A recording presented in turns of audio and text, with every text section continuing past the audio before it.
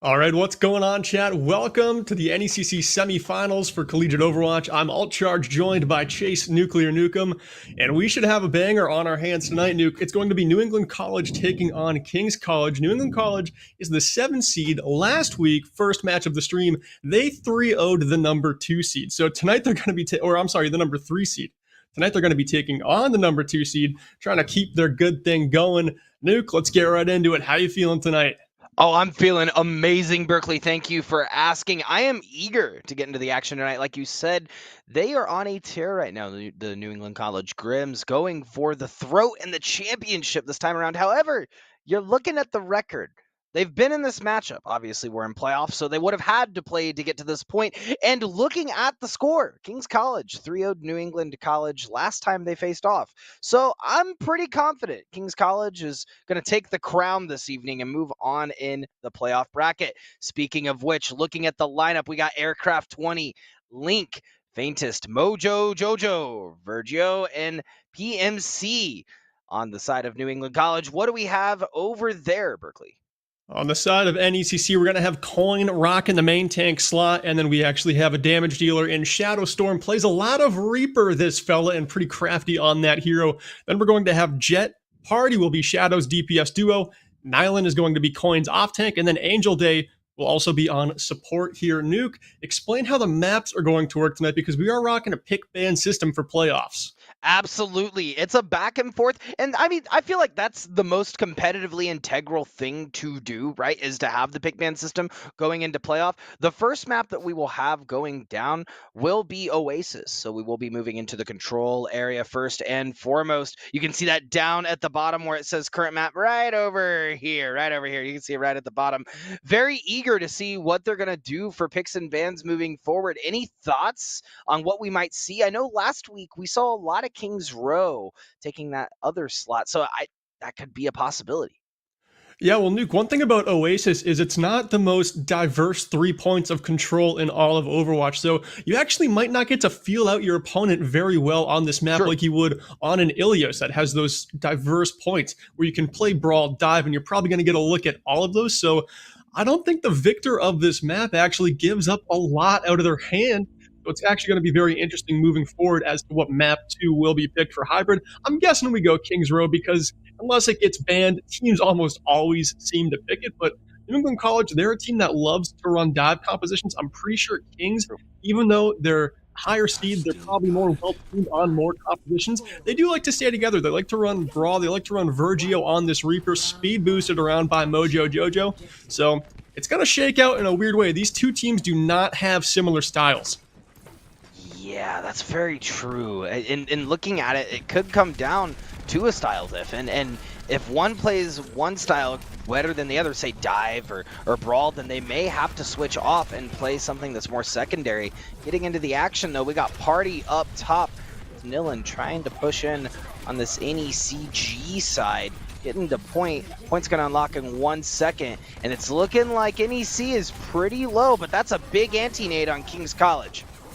Yeah, and that is what Jet can do mid-fight. Just turn it around with the use of one cooldown, but still have to do a great job supporting these tanks. And we've got trades coming in. DPS players on both sides end up going down, but it will be Shadow Storm up on the high ground, pocketed by Angel Day. Angel Day also getting the res off, and a huge advantage going the way of the Grims here. And they should have no problem flipping this point back unless King's College make a miracle play fast.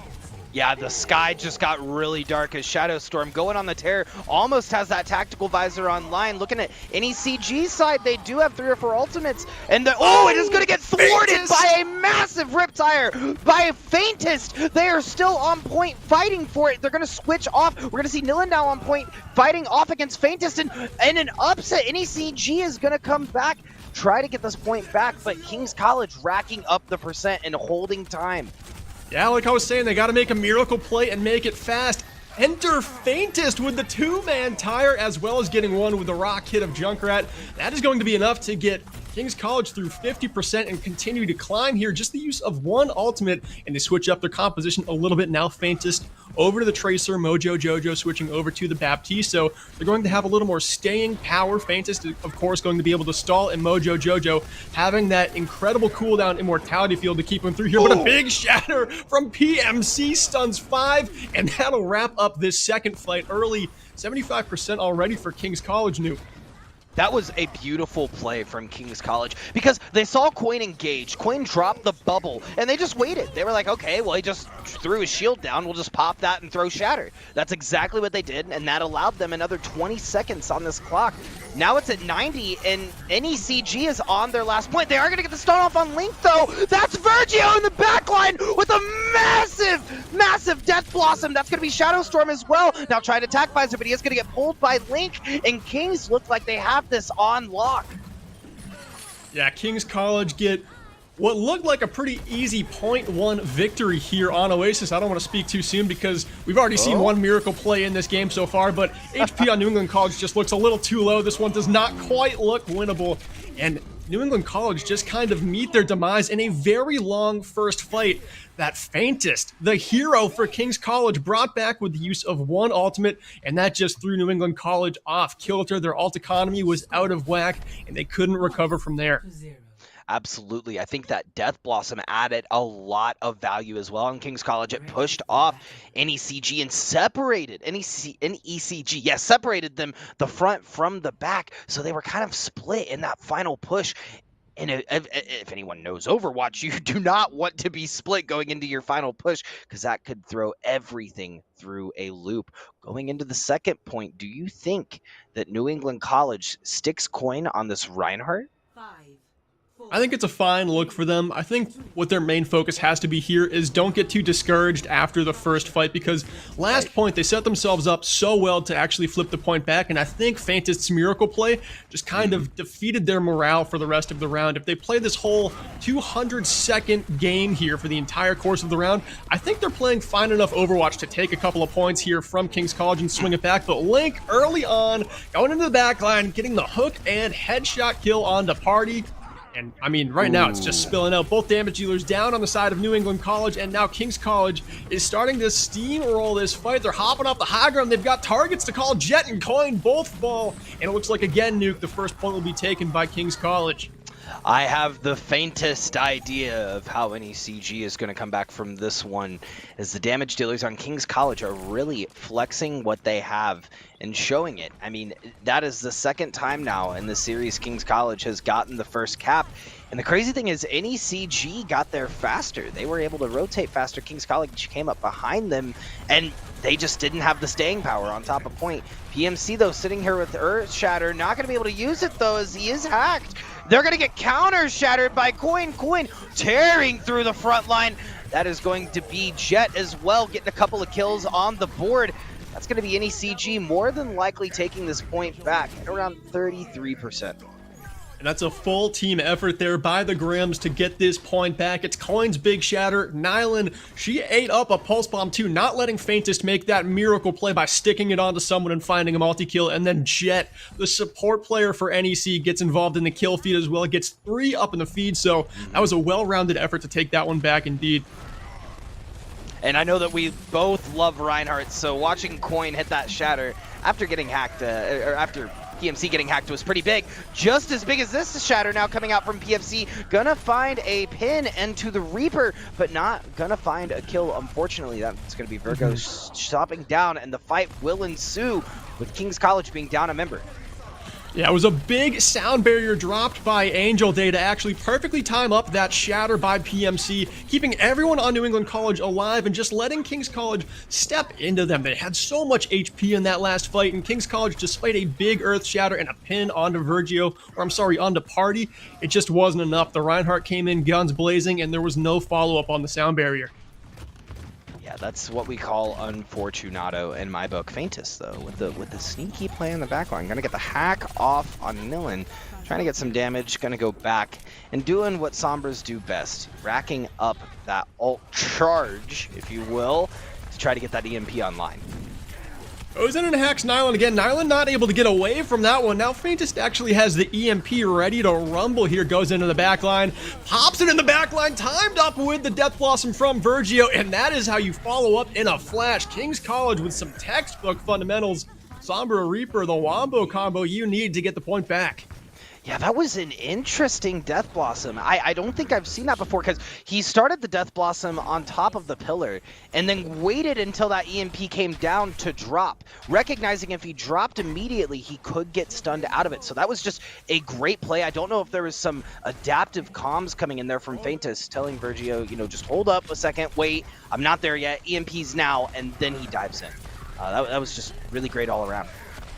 See if they can continue to hold the point here as New England College start to contest. Party has the Death Blossom, and they've already invested Jet's Amplification Matrix. Shatter laid down, but just into a big blue rectangle, but it's gotta be Party letting loose here. Death Blossoming and finding the elimination onto Link, but PMC responds big, lands the pin there onto Angel Day, and the kills are found for King's College. Just rolling into him now is PMC. That is a main tank presence you do not want to mess with. Absolutely, royalty shining bright, and King's College showing the upper hand on this map as well. While this has been much closer for the Grims, sitting at 82%, they do have a chance to get back touch point and halt this royal push. And I think this is much more of the round where New England College did not just get in their own heads after the first fight. They're staying in this one, but right now their alt economy is not looking good as overtime has already begun. Vergio's got the Death Blossom online, actually takes down Coin here, and now looking to just steamroll into the backline. But the sound barrier popped to keep the Grims alive for now, but still sitting on their ultimates are the DPS duo of King's College, just letting it wait, letting it simmer, and now Vergio finally puts it on the grill. That's going to be enough to take down Angel Day. Faintest comes through with the EMP, as does Shadowstorm, but it looks like Faintest with the bigger one landing on the more members of the Grims, as overtime is still starting to bleed here, stuck at its fullness. It does look like King's College still has a couple members of an advantage. It doesn't look like NECC is going to be able to make it out of this one alive. Unfortunately, Jet and the Reaper were not able to play around each other, and King's College will take the first map. However, that second point was much closer than the first. Much closer indeed. I think it's just going to be King's College realizing that we're coming into this game the heavy favorite, but NECC is playing the kind of Overwatch where they can take it to anyone in their division. I think that was a much better showing from them in round number 2 of Oasis to actually prove to King's College, hey, you're not going to run away with this one. We're going to hang in there every single map and make you fight for it. Yeah. And I'm glad to see that we're seeing those sorts of fights. And I wouldn't expect anything less from NECG based on their performance last week. Coming into this week, I'm expecting an all-out brawl. And that is exactly what we got in this first point. Yeah, and it will be NECC or NEC actually picking the map for map number 2. So we'll see what they opt to go with for hybrid in just a few moments. But how these teams got here, King's College, the original number 3 seed, right now they're number 2 left in our top 4. They beat SUNY 3-1 in their first round. And like we said, New England College, they had a massive upset. New England College comes in as the 7 seed in the playoffs. They have to take on number 2 Marywood, and they 3-0 them. So this is a team that no one in the division wants to mess with. They're playing some of their best game at the biggest moments of the season. They found all their wins in the regular season late into the season. And the winner of this one, Nuke, goes on to play either Howard, who is the number 1 seed, or Hood, who is the number 4 seed. Oof, that'll be tough either way, Berkeley. Those will be tough matches. Yeah, I mean, it's going to be quite the final, as it always is, especially in the emergence, because this is one of the divisions in NEC where you never really know how it's going to happen. You never know if it's going to be a number 7 seed like New England College coming into the final out of nowhere and just shocking everyone. But it looks like the top seeds are still kind of hanging around. Hood still in this one, Howard as well, and of course King's College. It really is just New England College, the last remaining Cinderella story here. It looks like King's College banned Kings Row, so we've got something interesting on the table, and not quite sure what New England College is going to pick. It looks like they're going to be going to Blizzard World, Nuke. Interesting. We saw this a little bit last week in our matches, Berkeley, when we were casting, I believe it was, and I think we're ready to go in, actually. We're going to go straight into the action, heading into it. But we've seen Blizzard World a couple of times so far in the playoffs is really what I'm getting at. And this first point has been contentious. It's very hard to take.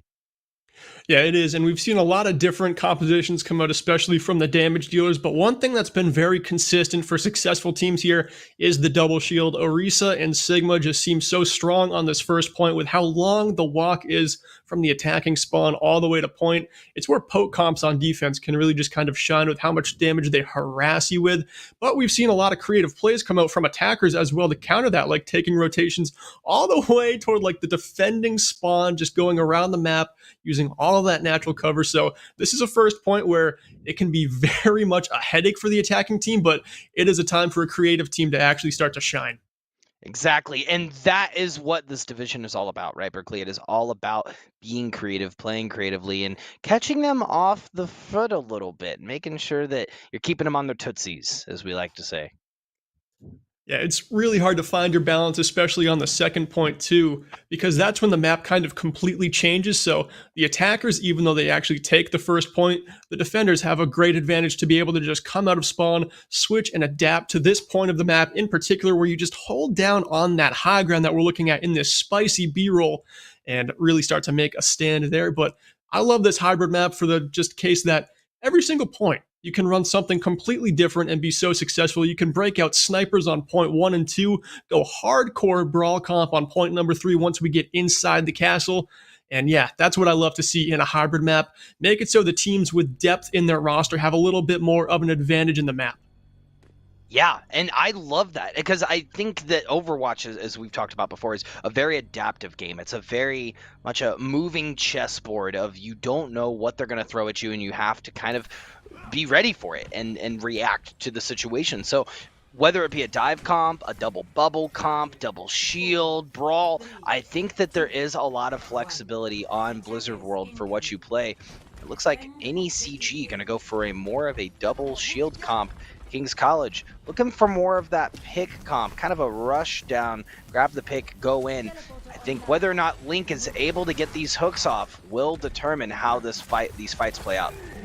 Yeah, and I think if we just follow Link here, we're going to see them separate from the team a lot more and go for a cheeky flank, because Link is that final boss on King's College that has a lot of potential to just roam the map solo style and just get into the backline and find a pick. Not really there to support PMC, although PMC could sure use it right now. Playing with low shield, low HP, they've got to be careful not to go down here, but it is Link hopping onto the high ground with the boat on it, right into the backline. They set up a second teleporter here, and now kills are starting to trade out. PMC goes down, but it looks like New England College, they're actually worse for wear. They've lost Coin at Shadowstorm, and it did look like one other member, Jet, was felled in that fight as well. So some crafty teleporters for King's College might actually get them this first point.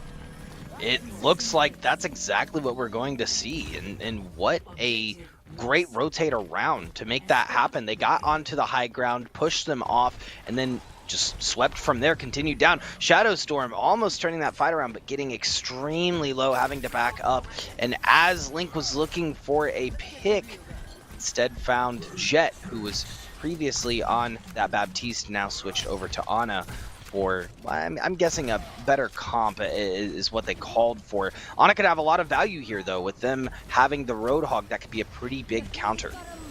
Yeah, we did see Jet win a couple of fights on Oasis just with anti-nades. I mean, anytime you're able to land one of those on Link when they're trying to heal, it's pretty much a guaranteed elimination onto a tank, so that is big, big value. Now the Blizzard gets chucked in from Shadowstorm, trying to make everyone a little bit chilly, and the anti-nade lands as well, and it's going to be Party trying to pop off here on the payload, but Virgio comes in, sits down the damage dealer for New England College, and now this one looks very even as Angel Day gets the res off, but pays for it with their life. It is just a battle here. Nyland popping the Gravitic Flux. That one pulls up 2 into the sky, but it doesn't look like the follow-up damage is immediately there. Yeah, Nyland trying to go for a massive play to continue this defense, but King's College just has too much in the tank to continue this push. Party, unfortunately, when that Blizzard went off, was on the low ground and not able to find the picks, and that will be King's College continuing the push as the Death Blossom thrown in front of the payload. We are going to see Make spin the self-heal, trying to stay alive. The Death Blossom will find a coin. There will be a charge pushed through the backline, and that will be Angel Day needing to back up. Shadowstorm going to find a pick on Link. Jet following up is getting the pick on Virgio. This could be the halt, but no, they will touch, and King's College will get that very quick second point. And that is not easy to do, Berkeley. We've said it time and time again. You stick to the high ground and play the levels that are available on this second push, and it's pretty hard to contest. So New England College finding themselves at a little bit of a deficit now with King's College having 4 minutes on the clock. And what I've seen King's College do here is just dissect the map with these sim TPs. Oh, no. I mean, this is looking dicey, but PMC goes a little too large there and is completely countered by the side of the Grims. And now they actually had to expend their Blizzard as well, making sure that PMC did not find any value with that really ballsy Earth Shatter that he wanted to go in with. Instead, this one is still duking out close to the payload, and it looks like New England College are going to have to invest heavily if they want to continue to hold this point where it is. But King's College expending everything to keep this attack going right now, New. Yeah, I mean, that was a massive Symmetra wall coming up. Coin, unable to put the damage off because you do not want to find yourself on the other side of that wall, especially as it's separating payload. Coin, though, sitting with an Earth Shatter, and there is no shield on the side of King's College. It will come out. We are going to see some swinging, but the Baptiste Immortality Field will save the day. PMC finding the pick on Jet. That's going to be Nyland trying to get a couple picks in the front. Going to find almost the Roadhog Party. Popping the ult, land the disco ball, and looking for the rave. Trying to get some picks in here. Shadowstorm, Jet, and Angel Day coming in clutch for NECG. That may be the halt to the push that they needed after now, what, 2-3 minutes of constant pushing from the royalty over at King's College. Yeah, in the King's College, I believe They're the Lions, and they are looking fierce tonight. They are not tame. They're out of their cage. They're going crazy in this game so far. What I've noticed is every single fight, they've got someone coming in the backline at the start of the fight. A Sim TP goes up. They've got some more members coming in the backline. Here, it looks like the entire squad is ganged up, going for backline picks here, and Shadowstorm falls first. Now Virgio, Telly's deep, and the Blossom goes nuts for a quad, trying to find more. Wiped is New England College, and the payload moving toward its final destination with well over 2 minutes. Yeah, so TP, throwing down the sound barrier there. What are your thoughts there? 'Cause I feel like it was unwarranted, but I understand needing to throw it down for the Death Blossom. Just an insane dominance play here, and it pays off big. I mean, if someone's in your backline when you're not expecting it, it's a hard enough thing to actually get that focus fire on point, especially in a division like Emergence. You throw a sound barrier on top of that, make it so they're pretty much unkillable. King's College just had free range of just running at anyone in that fight, and they ran at everyone. Well, the Lions are the kings of the jungle, and I think that's exactly what they're trying to prove here. That was an incredible push. I mean, they have 2 minutes and 48 seconds left on their shot clock. If they have a strong enough defense to push back the Grims, this could be a pretty quick map too, Berkeley. Yeah, and this actually might be the first map where we see King's College really kind of shake up their team composition, and they are going to do it. They're going to run the double shield, Faintest on the Bastion, Virgio actually giving up the Symmetra, or actually going to the Symmetra, from Faintest, and they're going to be TPing this Bastion all around, making it so those off angles are going to be all the angles that they take. It's going to be a very tough defense for New England College to crack. Yeah, paired with the double shield, I think this is going to be a very interesting and sort of like you were saying earlier, kind of quirky defense. This is huge brain. Yeah. This is forehead. This is five. What they're setting up right now is a bunker where you, as the attacking team, have to come around those corners aggressively onto the point, and I'm just guessing that Virgio is going to have a TP under Faintest for when they do that. That's going to go up top, by that high ground with the boat, and then everyone is going to be in a shooting gallery for Faintest. I don't think New England College go into this first fight with much success, because this is not something you scrim or prepare against. I don't think they know. Oh wait, no, they know. They must know now. They saw the shield. They saw the shield, but there's no way they knew beforehand. Oh, Coin turns the corner, finds about, a solid 250 damage in his face. They're now going to try to push in, find the pick. That's a great There's the TP out from May. The TP going out a of shooting top. Gallery. There it is, back and forth. Faintest teleporting. They get to the high ground. They're like, we got him. Wait, where'd he go? He's not there. Oh my God, Megamind, King's College just lighting up this creative defense to stop the first push of NEC.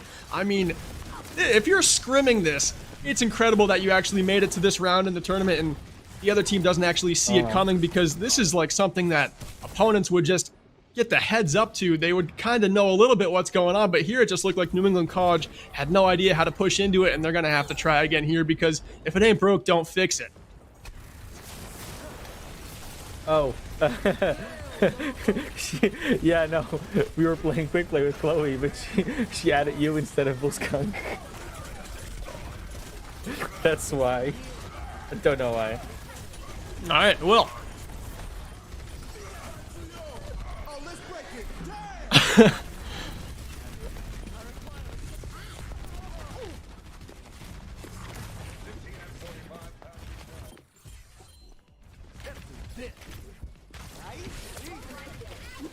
I never left, Nuke. I think might not be able to hear Nuke right now. So right now, King's College is just holding it down. I think they're just going to keep on hitting him with this crazy defense. New England College, I think what they should be trying to do here is throw up a May wall, hit the speed boost, and just use all the ultimates. They're going to have Party's Symmetra wall to just try and stay out of that shooting gallery in this next fight, but Faintest is going to be in a very creative spot coming up, as they are in every fight. Leads off here with a kill onto Jet. That is no good, and now the ultimates start coming out from King's College, putting an early stop to this fight. They're just over-investing here, trying to find kill after kill. Angel Day goes down, and the flank from Faint Fest. This is a defense that I don't think is going to be cracked. Oh, I think it is pretty cut and dry here, Berkeley. Sorry, it sounded like I got TP'd straight out of the call. I'm taking a book out of, or play out of Faintest book here in Virgio, because they are playing this perfectly. Now with only a minute left, King's College took their own push when they were on offense the very first time, and they're holding the Grims back at an arm's distance. It's kind of like when you have a younger sibling and they're trying to swing at you everything they can and just putting your hand on their forehead, not allowing them to get close. That is exactly what King's College is doing, teleporting Faintest around this first point. Yeah, and it's going to be one last try here. They're going to have Shadow Storm's Blizzard to maybe get the job done here. Already TPing away from the fight is Faintest, finding that first elimination onto Nyland's mech. Jet comes in with that kill onto Link, but Mojo Jojo should have a res for this. Blizzard gets tossed in here. Looks like it could find some targets, but Faintest going down swinging here, going into tank configuration mode and gunning down Jet, but does look like New England College trying to buy back into this fight. They've gotten the kill on the Faintest, but the res is there, and it does not look like this defense is going anywhere. 13 seconds left in the round. This is the Grims' last chance at taking the first point, and Nuke, this one looks like it is all said and done. And it seemed for a moment there, Berkeley, there was a glimpse of hope as King's College finally lost Faintest. We saw Coin go in and get a couple of swings out on that Reinhardt to take out Faintest, and then we saw Mojo Jojo swinging in, getting the res off, back on Faintest, getting that Baptiste back up, and making that defense impenetrable once again. Play of the game for Blizzard World. Going over to Virgio. Got to be this TP into the back line on third point, and I love the aggression here. The front line comes in. You can't turn quick enough to take care of Virgio's Death Blossom. And Nuke, I mean, the offense was high-flying. The defense, complete lockdown. King's College controlled Blizzard World throughout the entire duration of that round. And I think they banned Kings Row just hoping that they would just walk into Blizzard World with all the strats in the world, and that is what happened.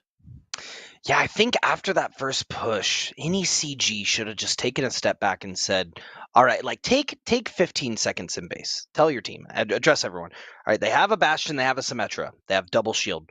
What are we doing about it? How do we fight it? But it felt like everything was rushed, which I get, right? It's playoff time. You are in the moment. That mental is going to be either way. But the best thing that the Grims can do is not lose hope and continue to keep that brain up to match whatever creativity that is thrown at them. But the Kings, man, showing why they are second seed in this division.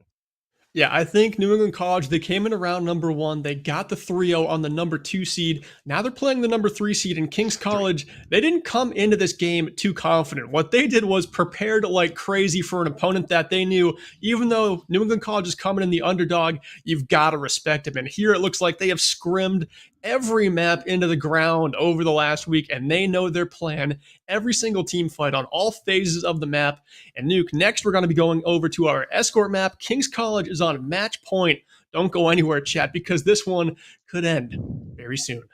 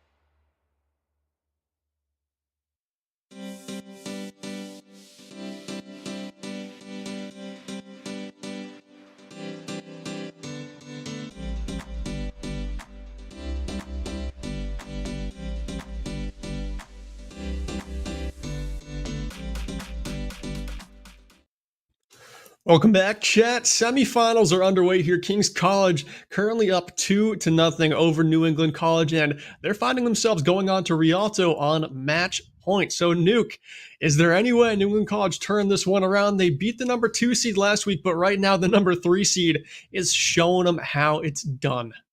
I think if Kings continues to pull the tricks out of the tool belt, this is going to be said and done for New England College Grims. However, if the Grims just take a step back and play more reactively instead of just running and throwing everything they can at it as we go into Rialto, I think they can still turn this around, Berkeley. I think that they have it mechanically, and even as calling communications, they seem to be playing really tight. If they're able to just get the upper hand and continue to force and push that hand, they could wrap this around.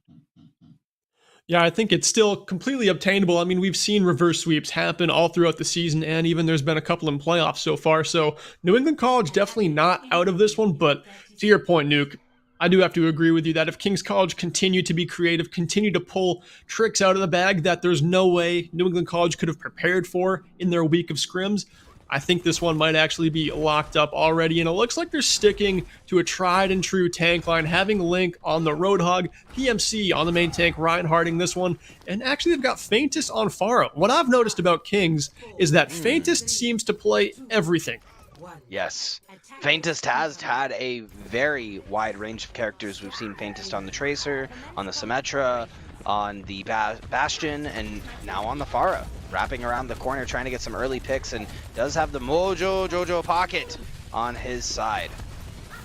Mojo Jojo going down there early, though. Faintest, though, doing a good job of backing up the Grims to that corner. Landing the hook is Link, but just getting out of that one almost unscathed was Jet. The scrap gun was not hit there for Link, and it looks like King's College are still hanging around in this fight. They've got a couple eliminations thanks to Virgio, and now they're looking to go back in. Even though they're down 2, they know the spawns are coming out pretty quickly, and I think this is an advantage that they can push. Yeah, and they are holding back the Grims, using Faintest's distance away from the rest of the team. Mojo Jojo making it back in time as well. Looks like the Grims are going to regroup. Angel Day falling exceptionally, though, getting peppered by those rockets from up top. That'll be Shadow Storm taking out the Mercy, and Faintest responding true, hitting 4. Now, 4 and taking out Shadow Storm. That's going to be huge for the Kings as they continue their push.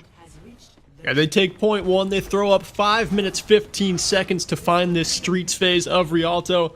And it looks like it might be easy work because we actually are finally seeing the hit scan switch from New England College.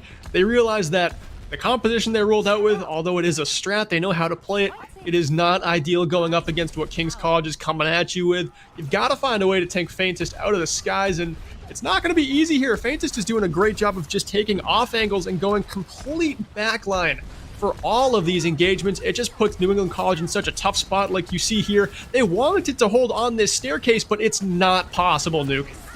Man, Faintest has to have some traditional experience with the just tactical FPSs, because he's playing this line of sight exceptionally well, which fits the Pharah playstyle well. Virgio diving into that backline, get the Death Blossom and forcing the hand of the sound barrier on the side of the Grims. That's going to be a massive Earth Shatter from PMC as they continue their push, and nothing seems to be stopping this carriage carrying the Kings to the end of this map. They now are almost at that second point, and that's going to be 5 minutes and 30 seconds to get it to this final point. The Kings are stopping for nothing, Berkeley. No, they're not. They're being ruthless right now, but here on third point, there will be a roof over the Bird's head. Faintest could have trouble coming in here. It might be a rocket barrage and switch unless they're able to steamroll this fight, but New England College, they've got to take a fight their way. They've got to just stick to their guns and their positioning of a map. They can't actually just keep conceding the ground and playing where Kings wants them to play. Here comes the barrage, and it lays down 2. Jet and Party no longer for this map, and now the steamroll coming in as the front line steps up. BMC swinging for the fences to take down Shadow Storm, and it is the final leg of the map already, Nuke. Yeah, and they have 2 on payload. Scratch that, 3 on payload, trying to get it there as fast as possible. That's going to be Faintus denying the res on Angel Day and separating the rest of the roster. Jet trying to get there in time. Shadowstorm also trying to get there in time. Will it be enough? It will not! And King's College will make it to the end with 4 minutes and 35 seconds on the clock. They are stopping, as I said, for nobody or nothing. Yeah, 435. That's about the cost of 1 ticket to the finals here, Nuke. That's a massive time bank to throw up on Rialto, especially when you're probably already in the heads of New England College. They know that they're playing with their season on the line this map, and now staring at that time bank, it looks like it's almost impossible. What do you think they have to do to get back in this game compositionally? I think they recognize their back is up against the wall and they play their players to their strengths. I remember seeing at the very beginning of the first point, they wanted to run that dive with the Winston, and it seems as though they're going to be changing that up a bit compositionally. They're going to have Coin on the Hammond. I think in terms of composition, they have to play to their strengths at this point. So if that's dive, you run that dive and you run it the best you can. You go out with a bang and you show this team what you have. Now, granted, I don't know if Jet is going to have a very good time on this Zenyatta, given the resume that we've seen from Faintest and Vergio, but it could be a turnaround. Who knows? They all are switching to characters we haven't seen. We really haven't seen Shadowstorm on the Echo Island. We haven't really seen on the Diva and Coin. We've only seen on the Ball very briefly. So this could go in their favor. Maybe they have some secret sauce we've not seen yet. And I do like how it's a complete shake-up here. You're not going to be running a brawl composition that Faintest can just land huge splash damage on. If everyone is balled up, those rockets are going to get so much UltCharge so fast, and there's going to be a barrage online almost every fight. But here, New England College is going to be playing much more spread out. I think they're going to have a little bit better focus fire if Coin is calling those slams. As Shadowstorm comes in, this first fight not going their way, but it looks like they're going to be just fine. This is a composition that is going to actually change up early here. Party going over to a hit scan, now playing the 76, and Coin back on the Reinhardt. So they quickly opt out of shaking things up, and they're going to go back at them with this composition that Kings has seen before. Yeah, Kings did get the res back off on Link, so they currently are in a 5v6. New England College is able to get in and find an end here. They could get this push off. Coin, like you said, switching over to that Reinhardt, immediately finding 54%, and that's going to be a Transcendence being popped by Jet to allow the opening for the team to get in, and it's going to do just that, as they're now going to find 4, count them 5, picking the rest of that roster as they push in. I'm not sure if that was a misclick from Mojo Jojo, but the Valkyrie's also going to be popped. Looks like a misclick is just kind of buying the timeout now. It's going to be the Grims pushing up very close to this first point, but Kings will make it back in time to defend. And I would love to see him lay it down here. The shatter comes through onto everyone. Coin making the big play when it matters, canceling the supercharger from PMC as well. And it looks like NEC is going to take this first point with plenty of time on the clock. This is the opening to the Rialto attack that they desperately needed. Yeah, I mean, that was an... Oh, Vergio in the back line, stopping it, and they're 3 minutes and 352 meters away. Oh, my holding God. Every chance they had. The Kings are coming back and taking him through a tear. That was what they needed, and what a clutch play from Vergio. That might have been the single biggest caster's curse of my career. I didn't see Vergio standing up there. There's no way I would have said that if I had seen him. I knew he had the Death Blossom, but I thought he was coming back from spawn, and just a huge clutch play again. At first it was Faintest on Oasis, and here it is Vergio. It just seems like the Kings College damage duo cannot be stopped in this game. They're throwing everything they have at them, and man, I'm telling you, this team is turning around these fights. This team being the duo that we're seeing on Kings College. Like you said, Party falling low as Vergio once again finding that off angle. We're going to see the tac visor popped from Party as the rave has commenced. Will it find any targets though? It isn't going to find a pick. It will push Kings College back at bay, but that's not what the Grims are looking for right now. They got to get these picks, and they have to get them fast with only 50 seconds left on the clock. And Virgio does this every fight, teleports to the high ground and then has a drop-in engagement onto a target of his choosing. It's just fantastic Reaper play we've seen from King's College, just going in on the flanks. Tries to TP into the back line there, but gets stopped by some shrubbery, and it looks like both teams are going to reset. There's a little bit of a pause here before Faintest comes in with the EMP. That lands on the 5 out of 6 members of New England College, and Coin stepping around that corner with no cooldowns. That is going to be quick work made for Virgio. The main tank, the DPS duo for NECC, or for NEC, no longer standing around. And Nuke, we've only got 12 seconds left, and King's College could be going to the final. Absolutely. I mean, they tried to push in there, and Faintest put him in the washer and set the load size to oof as that EMP hit everyone around. We are going to see the drop in from Coin, trying to get now back on point. That's going to be Nyland trying to stop this whole hog coming out. We are going to see the self-destruct pop from overhead, and it will take out PMC. The Death Blossom in the background is huge. Take it out, party. We're going to see the res back out on PMC, but that's going to be Shadow Storm in the back line with the hit on TP in, and it is an all-out brawl on point, back and forth. It's looking like it's in the favor of the Grims, though, as King's College, for the first time so far, on their back foot and stuck on this payload. That's going to be a full wipe, and the Grims will make it to this first point in overtime.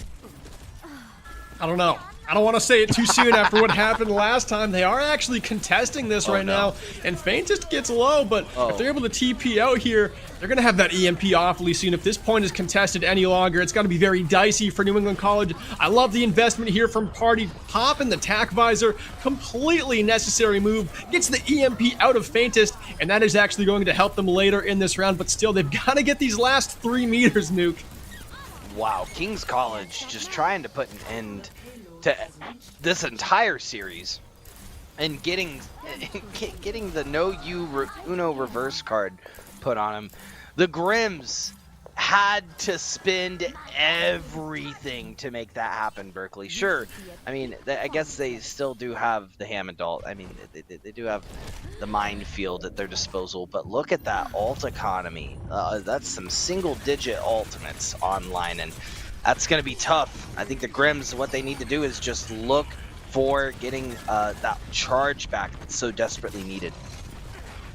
Yeah, it's going to be tough with under 2 minutes now. They've got to get this second point quick to put up a fair time bank as they go into third. Right now, PMC is just eyeing up an Earth Shatter. No shield in front of him. Nothing but squishies and laying it down. PMC goes down in the works here, but it looks like the job was done as Jet and Shadowstorm both fall, but Angel Day able to res up back their support duo in Jet. And now New England College, they're going to be coming in. Nyland is going to have an ultimate to maybe expend here. Helixing down. Virgio is going to be Party.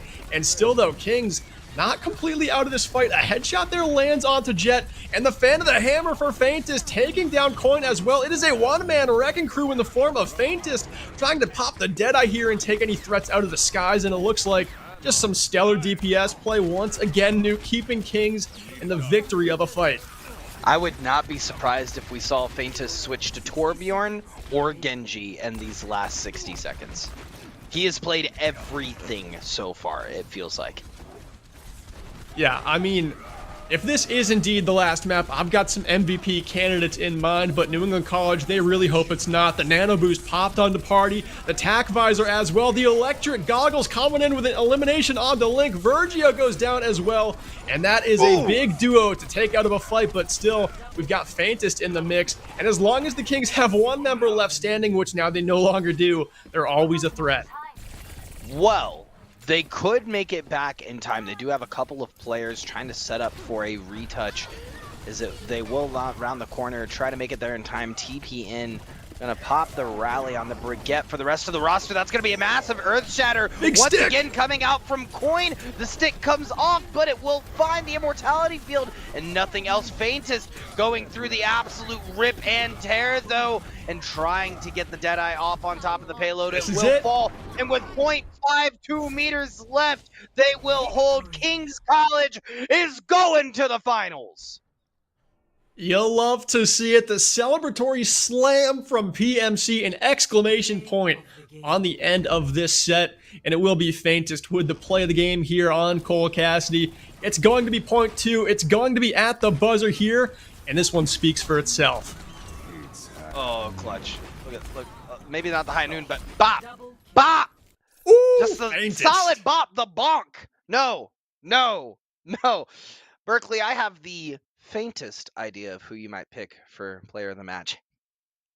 Yeah, I mean, I was gonna say faintest, and there's every right for faintest to be, but honestly, I don't think I can give it to one person. I think I have to give it to the duo because that is what it was. Faintest was making the hero plays, sure, but Virgio got a four-man blossom, came up big on Rialto as well. It seemed like this duo were constantly just battling out who could bring more value into the fight. So I gotta just give it to the King's College duo. I can't just give it outright to faintest because Virgio played so stellar too. There's such a case for both of them. For the first time all season, Nuke, I'm giving it to two players. You know what? I'm a double down. Lock it in, Howie. Deal. I'm with you, Berkeley. And that's going to be the double duo match, player of the match, coming at you from UltCharge and Nuclear. I have to 100% agree with you. I'm going to give player of the match to both of those players. They synergized around each other exceptionally well, and it felt like there was always someone in the backline, whether it be Faintest or whether it be Virgio. One of them was always there. Yeah, I mean, there's really not much you can do, especially when the focus fire is having trouble the entire night for NEC. Just keep throwing members into the backline that are picking up value, and that's what they did. Chat, in a moment, we're actually going to be joined by Faintest for an interview, but till then, we're going to hop over to a quick break. New England College, sorry your season ends tonight, but you had a Cinderella story in the first round. It's a season that you can be proud of, coming into the playoffs as the 7th seed, making it to round number 2 with one of the biggest upsets in round number 1. New England College, don't hang your heads. You played great Overwatch, especially at the part of the season when it was the toughest to do so. We'll be right back.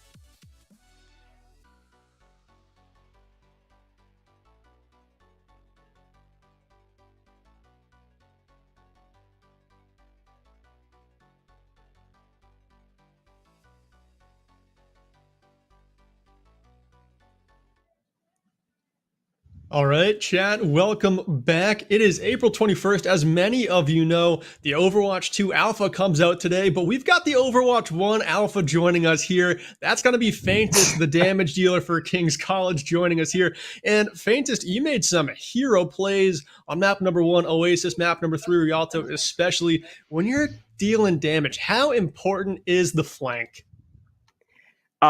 It's pretty important, but I think it's better to coordinate with your team that you're actually going to do it.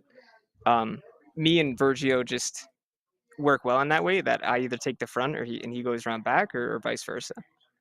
Yeah, it seems like one of you was always on it. If it wasn't you, Virgio was back there, usually with an ultimate, but just a wombo combo of backline threats, the two of you. You played fantastic tonight, as did your duo. We gave the player of the game to both of you. It was the first time we gave the player of the game to two people because as a damage duo tonight, you guys were just unstoppable. But Nuke, Faintest is here. Do you have any questions for the man himself?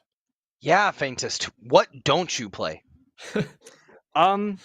Well, I used to play on console, so I play almost every hero, generally. That's incredible. Yeah, we noticed that throughout the series, you were swapping off quite a few different heroes. I mean, under our belt, we saw the Bastion, right? We saw the Symmetra, we saw the Cole Cassidy at the end. It seemed like your pool was as vast as your play and your mechanics. Yeah, I mean, I put a lot of time on a lot of characters, and Bastion's my favorite because it's like he's considered the worst character in the game. So it's pretty funny just to play him sometimes and show that he might not be. Well, I mean, especially when you have a team that is setting up your Bastion like you were on Blizzard World. We knew what your strat was right away. We saw the Orisa shield on that side of the point, and we just knew that pressure was going to start happening. You guys were going to TP to the high ground and put everyone in a kill zone. So even though Bastion might be considered the worst hero, I think he is one of the heroes in Overwatch where if you set him up right, no one is more deadly than him. Is that why you have so much fun? Yeah, it's just it really emphasizes team play and coordination, and then he really works out well. It's pretty fun. I think our team's gotten down the Bastion strats pretty good too. Yeah, I'd say that was perfect defense that you guys played. There was no way they were cracking it, especially when you're going up against something like that, where even in a week of scrims, probably no one is going to be using that strat. So you guys just had an insane look on that defense that they could not answer. But Nuke, did you have anything else you wanted to ask Fantas here? Yes, Faintest. I wanted to ask you going into this next week. I know that school is more than likely winding down for y'all, same as it is for us. So, what is the routine going to look like this week preparing for finals next week? We have like one or I think roughly 2 practices a week, 3 maybe, but we play a lot at night. So it's just we're used to each other by now. We're just playing some more games. Yeah, so you think just continuing to do what you've done all season, carrying the same routine going into finals, that's the strategy? Because I completely agree with you if so. Yeah, I mean, we just we go into quick plays a lot of the time because a lot of our ranks are very different. So we try new things there. If it doesn't work, it doesn't work. But a lot of the Sure. stuff we do too is on the fly in the game. So Sure. Well, before I give it over to you to give out any shout outs, my final question is whether it be the Howard Community College Dragons or Hood College, do you have a message for either team that you will be seeing in the finals? I mean, either team we've gone toe to toe with both of them, and I think it'll be an interesting game. I hope they're just ready for us after we've gotten more coordinated. Strong words, strong words. Berkeley, any final questions or thoughts? Nothing left for you, Fantas. Just hope you get back to enjoying the victory with your team as you definitely deserve to after playing like that. But any shout outs you wanted to give while you're still on here for the interview? Yeah, I mean, shout out to the team and to our coach Grant. It's been a really good program.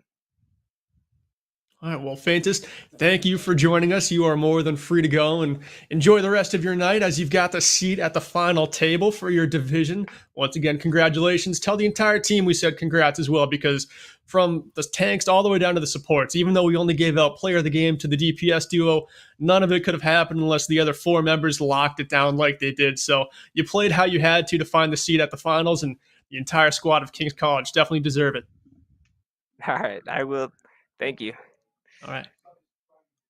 And now, Nuke, I do believe we've got one last semifinal to cast tonight, and it should again be a very interesting one. College is going to be taking on WCU State. It's going to be a number 2 seed versus a number 6, so it's again going to be one that is a little bit separated with the seeds. But before we get to that game, what are your final thoughts on what we just saw tonight? I think that King's College has the road paved ahead of them. And I think whether it be Hood College or Howard Community College, they are going to struggle against this roster as they just laid the hammer down in a 3-0 sweep against New England College Grims. Congrats to King's College. If they play that coordinated in the finals, it may be the best emergence finals that we've seen to date, Berkeley. Yeah, I mean, that's some crazy level of Overwatch that we just saw there by Kings to actually take the semifinal away from New England College. And this is a point in the season where New England College was playing their best Overwatch.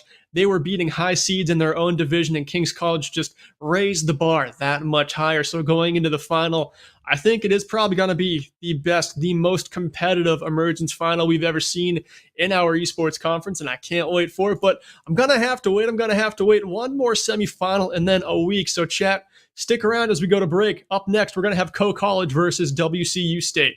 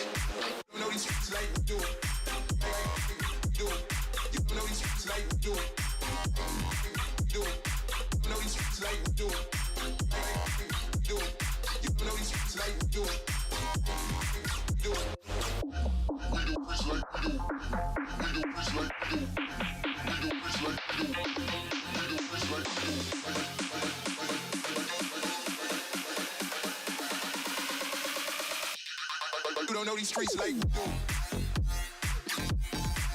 Like we do. Like we do. Like we do. Like we do. Like we do. Like we do. Like we do. Like we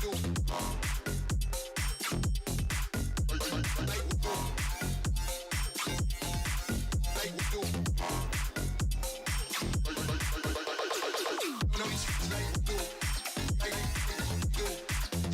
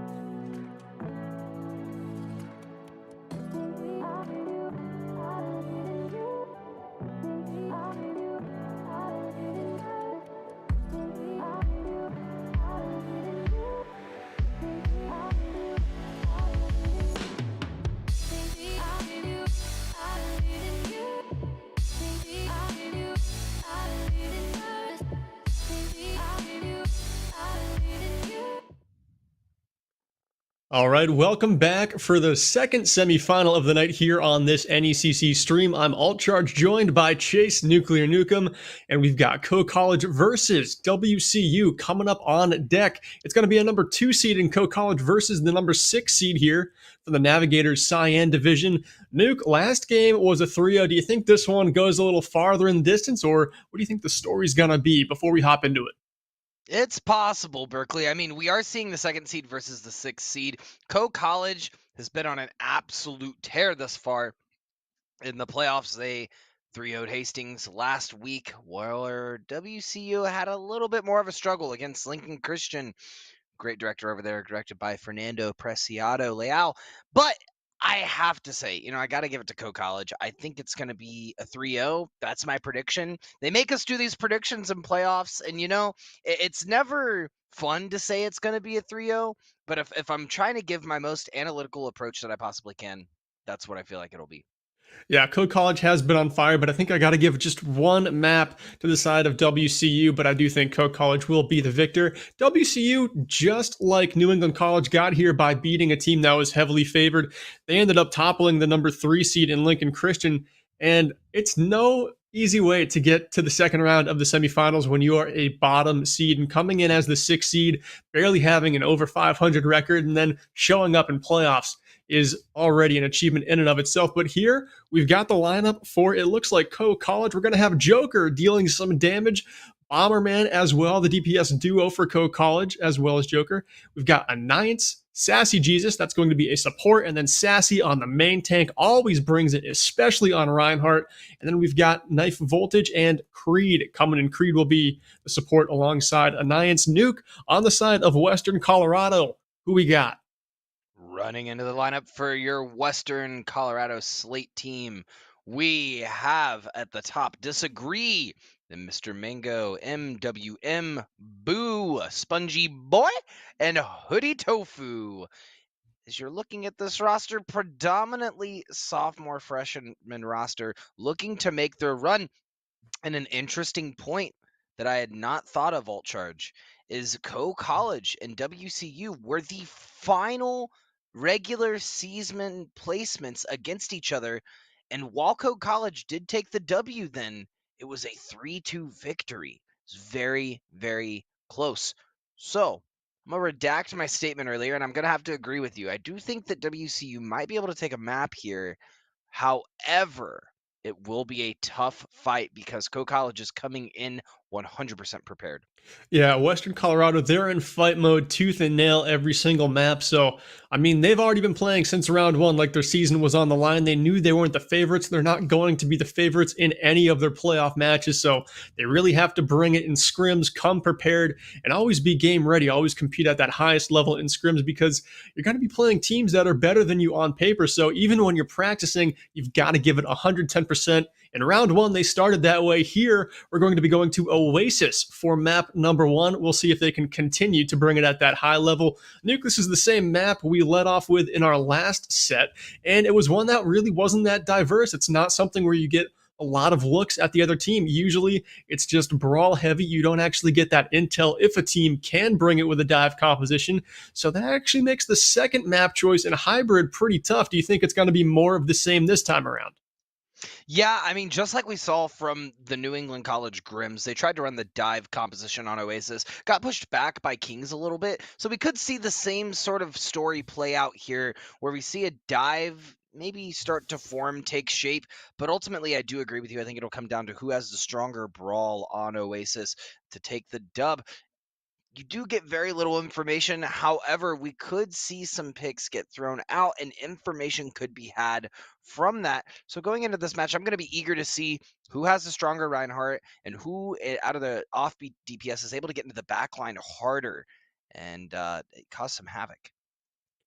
And with Hybrid being our second pick of the night after this opening control map, Oasis is one where you do get to actually kind of feel out the opposing team's brawl composition, so it gives you some maps that are pretty clear-cut to knock out of the map pool for our pick ban system that we have. The losers will be picking the map, and the winners of this map will be picking the attacking or defending side. So there's actually a little bit of an advantage you can have going into the second map. You can knock off King's Row like we saw and bring a totally different composition. But here, we've got our first fight about to be underway, and I love the compositions here. WCU running Joker, the head of the spear here, slamming in, unable to find any eliminations there, but supports were traded out on both sides as Creed and Mr. Mango fall. Now we've got Bomberman riding up on the high ground, waiting to pounce, but it's going to be Joker pouncing first, eliminating the second support for Co-College, and now their tanks are just hung out to dry, as are their DPS. MWM falls there to Sassy Jesus, and the first point taken by Western Colorado. That was a beautiful slam to kick off the fight from Joker, knocking up Mr. Mango in the backline, and Sassy Jesus getting a solid hammer swing on Mr. Mango, taking them out very early. That pretty much set the pace for the rest of the fight, allowing WCU to push in and take the point first. Bomberman getting a cheeky melee off on Hoodie Tofu and continuing this dominance on point, now sitting at 30%. Co-College has to regroup and get back to make a play. And it's always important to regroup as quick as you can, because in our first game that we watched, we actually saw a first fight take far too long. That actually cost NEC the opening round of control. We're hoping that these are much more swift re-engagements here. Very, very true point. Also true is this Gravitic Flux coming out, taking 4 in the air, slamming down. That's Hoodie Tofu. They will get the immortality field for it. There will be Helix Rockets coming out on Joker, taking them out early in the fight. And this is Co-College's fight to win. They just have to push in, find the damage where needed, as they are now up 2.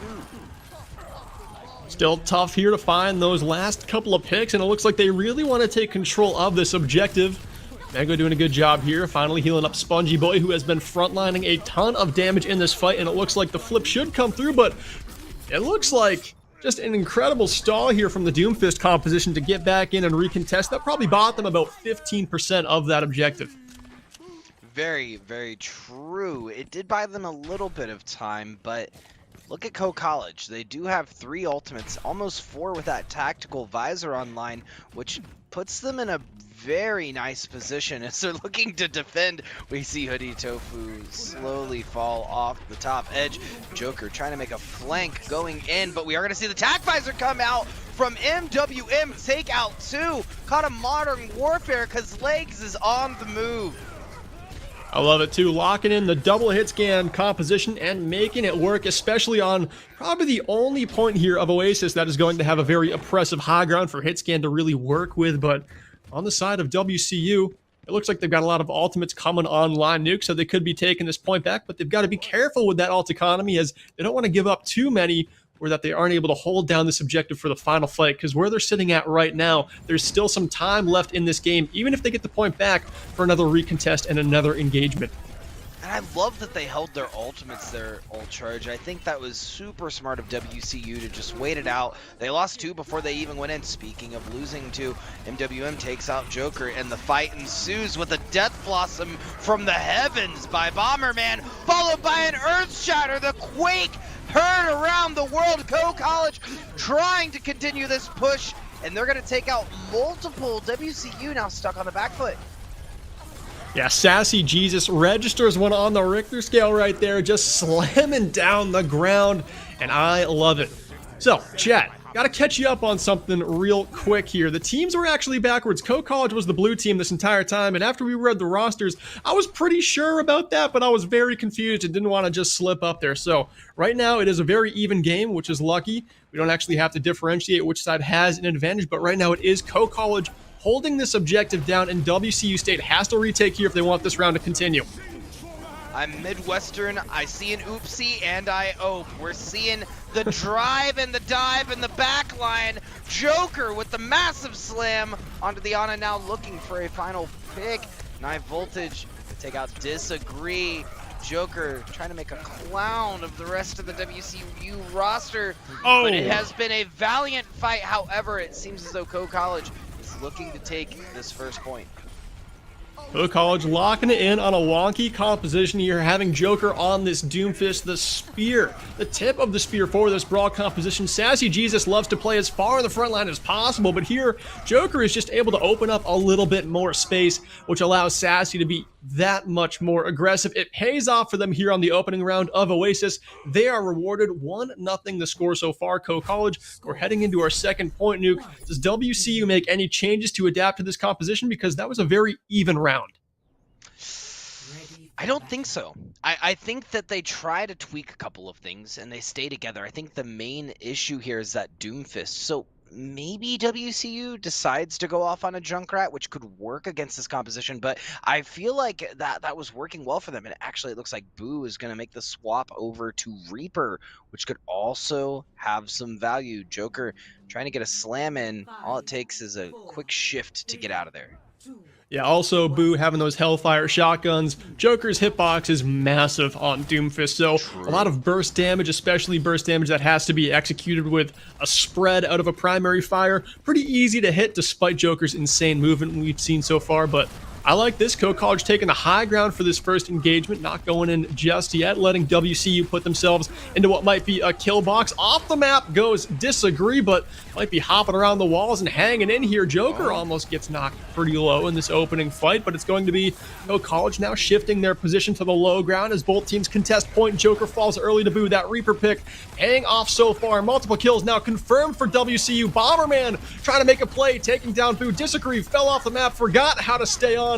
Those skates weren't sticky enough to ride the walls, and now this one is pretty much evened up as WMW, or MWM, Dyslexia, coming in clutch right there. Still, Nuke, this one is a tough one. I can't agree more. Sassy Jesus, Yas King pushing in the back line, taking out as many members of WCU as possible. Joker trying to fan out this Ana. Mr. Mango on the corner, trying to get a sneaky anti-nade, but is it going to be sneaky enough with Joker on your high end? I don't think so.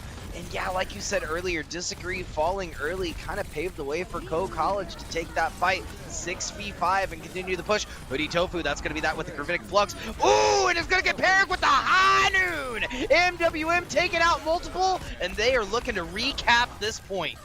And what we see so many good teams doing is actually spacing out their ultimates to gauge the value that each one gets. Right there, what I saw WCU do was use the Nano, the High Noon, and the Gravitic Flux all at the same time. It's going to win you a fight, but you might be overspending in that situation. The Flux plus the High Noon was going to find you 2 picks. You may not have needed to Nano Boo. That is an ultimate that could have been more helpful this next fight, but we'll just have to see. True. Sassy Jesus pushes at 93% to the Earth Shatter. Might be enough. Gonna have about 300 health. Looks like they're trying to get around to high ground, but they're not gonna have the shield charge to do it, so they're gonna be stuck back in this corridor with 97% on the clock. That's gonna be Diva around the right side. Spongy Boy looking for some picks. Sassy Jesus in a comparable position, and that's gonna be the beat drop. Boo getting taken down with Rape Form up, and we are gonna see the Earth Shatter dropped. That is now College trying to push in. WCU retaliating strong though, and picks are coming out left and right. That's Knife Voltage still alive though, able to take out this backline, and that is a deadly combination of Niance. Forgetting that they're the healer and finding 2 quick kills as well will push WCU back into the spawn room. And Anniance, a great job by her, the first support to actually get involved in the damage dealing aspect of this game, finding a couple kills up in the feed in that last fight. That's always what you want your Baptiste player to be able to do, is not just heal up your team and have good cooldowns, but always be able to find that precision damage. After all, it is a hit scan hero.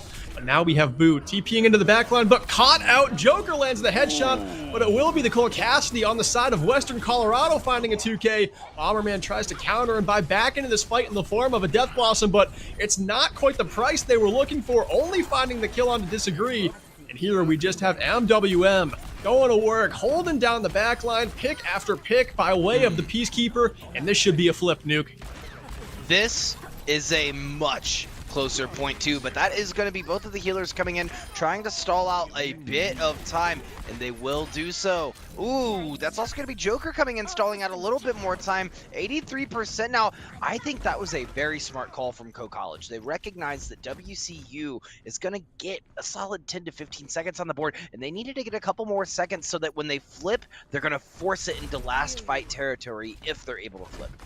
At 83%, WCU will have time to get back to the point, but the pressure's going to be on, and that can totally change how you engage a fight. Here, though, it's the self-destruct from Voltage to kick this one off, and it finds the pick on to Disagree. Disagree had that sound barrier. They're not going to have that this fight, and it looks like Co-College taking full advantage of that, but now this one is evened up 4-4. Make it 4-3 in the favor of Co-College, and they are diving in aggressively, but it's going to be WCU investing even more. The stun lands there on the Bombermaker, not letting that backline flank pay off. And MWM, the Cole Cassidy for WCU, may have actually won them this last round because the carry in that last fight was so great. I don't think it was just MWM though. Spongy Boy had a massive impact as well, taking out Knife Voltage very early as we're now seeing the rest of Co-College scramble to get back to point. It's unlikely they'll make it there in time. Knife Voltage jumping in, throwing the bubble down. The contest is winding down. They have less than a second, and that's not going to be it. They still have 2 ultimates in their back pocket. WCU taking that first point. And I just want to touch on WCU. They really recovered their ult economy. They bursted out 3 ultimates originally to win a fight against Co-College in that round, but after that, they weren't investing ultimates simultaneously, at least no more than 2. They always were able to gauge the value that each one got them, and I think that difference kept them more in check, and that's the reason they ended the round with ultimates, whereas Co-College had nothing to work with in that last fight. Yeah, Co-College made some switches to make it to point in time, and unfortunately weren't able to do it. They kind of threw everything that they had in that second to last fight, believing that they would make it. However, what really put them down was Sassy Jesus being so low, and Spongy Boy taking advantage of that, taking out their main tank going into that final round. That was kind of a big brain play from Spongy Boy. But yeah, going into this last point, we're gonna see WCU make it there first. They're going to go to the high ground. We're going to see Joker remain on this Doomfist, but die very quickly as Co-College is on a tear. Yeah, Co-College is on a tear. They weren't the first to the high ground, but anytime you've got a Doomfist that can just make some space for you, and then Bomberman steps up with those shotguns, it was a ton of burst damage. WCU not quite ready for it. The stuns weren't hit onto the proper targets. Buddy Tofu and MWM, they've got a kit that can deal with a Doomfist and a Reaper, but it's still a skill shot. Even though a Flashbang might not seem it, if Joker's coming in with a speed boost or kind of tracking MWM's Flashbang, then this Co-College team can really take advantage of a misuse of cooldowns on the side of Western Colorado. I think that's what we just saw. I absolutely agree with you, actually. I think that that's a really good point, and it is a skill shot, because it's hard to see where that flashbang is going to land, right? That radius is a little bit deceiving sometimes. Sassy Jesus going in and pinning the wall. Expert play, looking around the corner here for an Earth Shatter, and that Immortality Field will keep them alive. Now in the back corner, getting a Shatter off on the left, but getting flanked on the right. That is WCU. Boo coming in and scaring the rest of Co-College off of point. And Boo staying aggressive here, uses that Wraith to reload cancel, but it will be Bomberman finding the Elam onto the Reaper counterpart on the side of Western Colorado, though it does not matter. Western Colorado swoop in, and they get the objective here in the 3rd round of Oasis for the first time. Yeah, it is 58% on the side of Co-College, and man, that Reaper Boo looking a little spooky. That Death Blossom is going to be online here pretty soon, and they do have the Nano to pair. But looking on the side of Co-College, they also have a Death Blossom of their own, and they also have their Doomfist ultimate. They have the Meteor Strike coming in. Meteor Strike inbound, trying to get the top ropes. Oh no, that's going to be a massive Deadeye trying to be pulled, but Bomberman retaliating with a Death Blossom of their own. And it's back and forth, Berkeley. Yeah, it really is. That was a good play by Voltage, the Diva player on the side of Co-College, to step up and make sure that MWM's High Noon found no value, just diving in with a full defensive matrix to cancel that ultimate, and the pressure for Co-College just kept up. They didn't jump down from the high ground, at least not all of them. Anayant stayed up there for some hit scan presence that's hard to deal with, and here it's going to be one Final fight, as it looks like CoCollege are going to be uptaking. If WCU don't take this fast, this should be final fight, but it looks like WCU, they've got plenty of ultimates to burn here, but CoCollege coming down the staircase, getting aggressive. They fall into a gravitic flux here, comboed with the Death Blossom. Boo finding 4 picks, it looks like. Joker, Creed, Sassy Jesus, they all go down, not all in the feed to Boo, but Boo's damage definitely what found those eliminations. Absolutely. That gravitic flux set it up, and Boo noticed that the rest of WCU actually was pushing in, and Mr. Mango got a massive anti-nade in the background. So as that gravitic flux landed, Boo repositioned, got in the corner, and said, "No one is hiding from death," and dropped the spooky Death Blossom. That was a great play from WCU, but if CoCollege is able to just flip it over one more time, that could be map. It would be map as they're starting to make their way up the staircase, threatening here. WCU engaged with the first ultimate, but it will be CoCollege responding. The self-destruct, taking down Disagree, and now they're still just holding on to their ultimate, doing a good job of just gauging the value. Each and one of them gains as they come out. Creed tries to pop the sound barrier, but from too high up and not able to save Bomberman and Sassy Jesus. That's an ultimate they're going to want back. MWM popping the Deadeye to take down Anniant in the back line. On the side of CoCollege, no longer in it. Nuke. It is 93-90. This is surely final fight. Oh, absolutely. I mean, that is what you call muy unfortunado. Creed trying to get that sound barrier off, but not able to save the rest of the roster. Joker getting in with the sneaky tracer play, looking for the overtime cap that will give enough time for that Baptiste to drop a little window in the corner. And for CoCollege to make their final stand here, Bomberman, 99% will stay alive for now, but the Death Blossom comes out, and the massive boop coming out from Disagree is going to put Bomberman off the map, and they have no win condition now. CoCollege was put under, and WCU will come out on Oasis on top, winning map 1. Well, I said they were gonna win a map. I didn't think it was the first one. I thought they were going to have to gauge CoCollege a little bit and figure some things out, but here it is CoCollege that has to do the figuring out, because I'm sure they were not expecting Western Colorado to come in and open up this set with a victory on Oasis. Here we do have the play of the game from the Western Colorado damage dealer, Boo.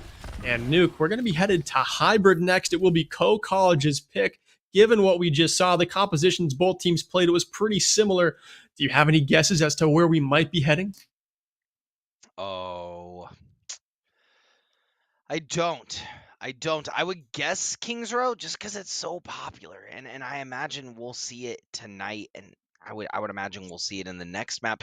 We could see Blizzard World, but I haven't seen a Symmetra from either of these teams quite yet. We actually haven't seen a whole lot of information. You bring up a pretty good point there, Berkeley. It's been pretty strict on what they've played. And from the heavens, from the gods, I hear it now. Time to go to Kings Row. I called it, baby. No. Kings Row is where we're going next. That was No? the band map Not? from the heavens. Not? The band Blasphemy. map. Blasphemy. 2 The games gods in a are row. lying to Kings me. Row was banned. You never see it. Yeah, actually, yeah, you never. That's. I'm very surprised. You almost never see Kings Row banned. Yeah, so another curveball here. It's actually going to be Eichenwald coming up next, so we get a little bit more map diversity than we had in match number 1. We started on Oasis. We went to Blizzard World here. We're going to be going to Eichenwald second. I think that plays well to CoCollege. It's a good Doomfist map for Joker if they choose to play that, but as far as the rest of their hero setup, I'm really not sure what it's going to be. That's just all speculation for now. I want to talk about what WCU did right to beat the heavily favored CoCollege in our opening map. Nuke, to me, it was not just damage dealers, but it was Mr. Mango, the Ana. That was a little bit of a difference there. Anniant was playing the Baptiste. Of course, cooldowns for both of those supports are incredible when used properly, but I do think Mr. Mango just brought a little bit more to the table with sleep darts, anti-nades, and of course, nano boosts. What are your thoughts? Oh no, I completely agree. That's what I was trying to get to in that first point, was these antis coming out from Mr. Mango are shutting down a lot of the pushes from CoCollege. They go in, they have a strategy in mind, and then they're all purple, and they're like, Not much you can do. yeah, what do we do, right? There's not a whole lot. I mean, I guess you throw down the immortality field, but you take that down immediately, and they're just sitting ducks. That's exactly what we've seen. But we're going to go ahead and head over to Germany, go straight into the streets of Eichenwald, and see who will prevail in map 2 of your Navigator Cyan Division semifinals, Co-College versus WCU Slate. I think we may see Doomfist and May here. I think both are very good picks, both on offense and defense. And I think it plays to the play style of WCU a little bit better. Or sorry, Co-College a little bit better. Joker showing that they want to play that Doomfist, right? And Bomberman pretty much playing these hit scans. We could see them on the Cole Cassidy, but I feel like Ana has a lot more, or not, Ana May has a lot more value on this map. Yeah, I think this one definitely favors the Co-College squad a little bit more than it would Western Colorado. I think Joker also plays, I was going to say, yeah, Ash, and I think also Echo. So this is a map that has some open skies for Joker to roam in case either Ash or Doomfist doesn't quite work. They could adapt with a flying damage dealer to their composition. On the side of WCU, they'll be attacking first here. If this is the composition they run out with, I love it. Eichenwald is a hard first objective to get to. Put up a second shield. Have a Hanzo, a little bit more frontal damage with the poke. You're not going to be going on crazy off angles on this objective, so I like this assault that they're going with. Co-College is going to have a pretty tough time defending objective number 1, but this composition is a pretty good setup if they lose it for point number 2. Which is a good point. They could. They could. And interestingly enough, like you said, Joker, we will see a little bit of a switch out. You know, I'm interested to see how Joker does. As they now push in, and they push in fast. We're seeing Boo on the Hanzo flipping around to the left side. Gonna die to Joker. Man, oh man, WCU already caught on their back foot. And I didn't see WCU actually play this composition how it's designed to be played. Maybe that's because they have 2 long-range, more precision damage dealers, not quite a brawl presence on their DPS slot. What I like to see is Hoodie throw up a shield to just buy Spongy Boy some space to go in as Reinhardt and start swinging on the front line. Right there, they hung around a back corner. They never quite advanced. They never amped the speed boost and got aggressive. I'm looking to see him do that here as MWM playing a little bit of an off angle, making Co-College uncomfortable. There's a big anti-nade from Mango. That's what we talked about during our intermission, and the picks start to come through. Sassy, the first one to fall, but Joker with the big bomb. Robert coming to play on Eichenwald, finding 2 eliminations and sending WCU packing. Joker showing that they have the mechanical aim as well as the sauce. Opening the fridge and getting a little bit of taste of that. WCU not able to handle the spice and backing up. That was a great Bob drop. That Viper just launched up that UltCharge super fast. WCU had nothing to handle it, and I think in a good way did not expend any ultimates, because now they have 3 going into this next fight, where Co-College only has a couple to bank on. And this is the smartest thing WCU might have done all night, is actually rotate to this high ground, opens up the flux to engage, and MWM stepping forward with the Deadeye. They are going to ult relentlessly here. They want this point 1 bad. Sassy Jesus goes down to the Deadeye, and now Spongy Boy swinging into the back line. Look at this defense, completely displaced. WCU own this objective right now. As long as they can just counter a few ultimates that Co-College is going to have coming forward, they should have this one locked down. They've got 3 eliminations so far in this fight. Make it 4 as Creed falls to Boo, and it looks like Nuke. This one is all said and done, but coming back with a big slam is Sassy Jesus, but it is too late. Yeah, Sassy Jesus attempting to buy some time. Not sure if I agreed with the Earth Shatter there. There was a lot of ultimates already expended, and sure, it could have bought a couple of seconds, but realistically, there was unfortunately no follow-up at that point. WCU will take the first one with 3 minutes and 48 seconds left, but this is a tough push, Berkeley. This is one of the longest pushes in Overwatch, trying to get around this castle, or around to the castle. Looks like Co-College going to set up on the high ground and try to set up a Death Blossom for Bomberman. Yeah, and what I see a lot of these teams doing is engaging early on this first choke. Bomberman coming in, lands that Death Blossom onto 1, but it's now a 5 versus 5 as Bomberman goes down in the works there. Had to jump down from that high ground, such a safe position to give up, and now it's a 4 versus 4 as kills continue to trade here. It is anyone's game. It is scrappy here on the low ground. No one taking advantage of the castle, but Joker finally steps up there. The hit scan on the side of Co-College sees the valuable ground and starts to snipe from it. Yeah, Knife Voltage holding this corner, trying to get the rest of the team out as they're looking to hold right here. They don't have the resources to do it though, as Creed will fall, and the rest of the roster once again is anti the initial grab attack. Will actually take out Anniance, and it looks like the multi-foe will take out Sassy Jesus. That Stormbow be hurting WCU, proving themselves deadly with this comp. Disagree, almost falling to the baby diva, the DMEC'd Knife Voltage. Knife Voltage getting reset, and WCU is putting the pedal to the metal. Cole College not able to find a response quite yet for this roster. And man, let's talk about the elephant in the room. Mr. Mango is doing so much for this roster right now. Yeah, it seems like every fight there's a big anti-nade, and it's just always finding value, but here it's going to be Voltage as the defense comes out of spawn with some thunder. That self-destruct, finding the backline. Mr. Mango, the first one in the feed to go down, and here it is, Co College just spilling out of spawn, finding all the picks, and they will continue to hold second point. Nuke, what I wanted to say after that first fight on second point is that I think the mistake that Co College made was hopping down from the castle. Don't give that up. Just let the payload go that insane distance that you were talking about and continue to be so tough to kill on the high ground. They didn't do that. Yeah, they hopped down almost immediately. And it started out with Bomberman trying to get that Death Blossom out. Only found one, and that Reinhardt shield saved a lot of the WCU roster. Shout out to Spongy Boy over on that pick.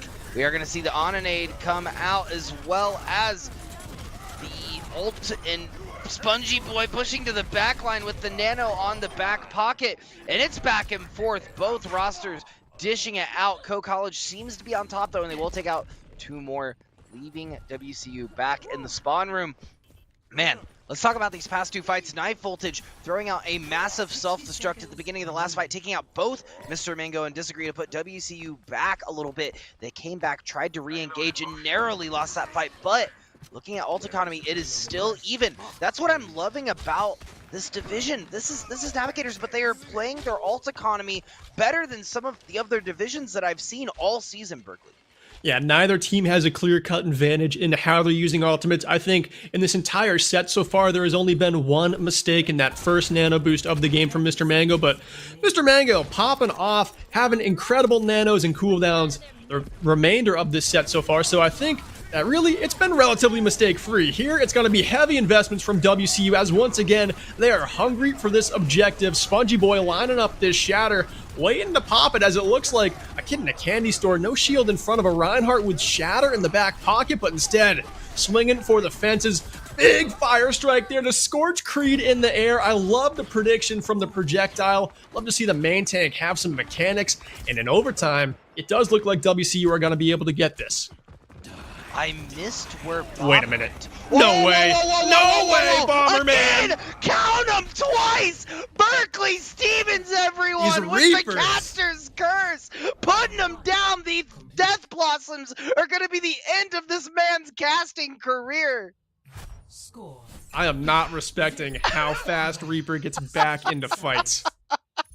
That is twice tonight. And honestly, if I say that a team has it locked up, just take a look at the other team's ultimates. If there's a Death Blossom on the board, I'm wrong. I'm okay with it. That's a huge play from Bomber, man. I love the clutch. I wish chat could see me. Chat, the best way I could describe myself in that moment was when he said it looks like they have it locked up. I looked at the camera like Jim does in the office when he knows that this is not the case. And that massive Death Blossom coming in, clutching it up for Co College, halting WC's push right before that last turn. They have 2 stuns on their team, too. That shouldn't be a Blossom that gets off. That is a foolish Death Blossom, but in desperation, if you want to make a clutch play, of course you're going to send it in playoffs. It pays off big for them here, but I think that was one WCU could have answered, even though I didn't see it coming. These players are in tune. They're playing some of their best Overwatch. MWM has been on fire. That was one I'm sure they thought that fight was locked up just like I did, and Bomberman comes out of nowhere with the biggest play of the match so far. If there's anything to take away from this, it's defy everything and prove nothing. I love you, Berkeley. That was an absolute mad lad of a play from Bomberman. Oh, what's this? What's this? The strats, the TP up top, going off the May wall over the top, Bomberman in the back line. They are not expecting this. Co-College pulling a Hastings and getting to this point pronto. And I love how Sassy Jesus just shields this whole time, knows there's picks to be found on the left side of this objective, and just keeps up that big old barrier to buy Co-College the space to find them. And now they're ahead 4 eliminations in this fight, and it is all locked in. WCU got caught unawares, and they paid big. Excuse me? Excuse me?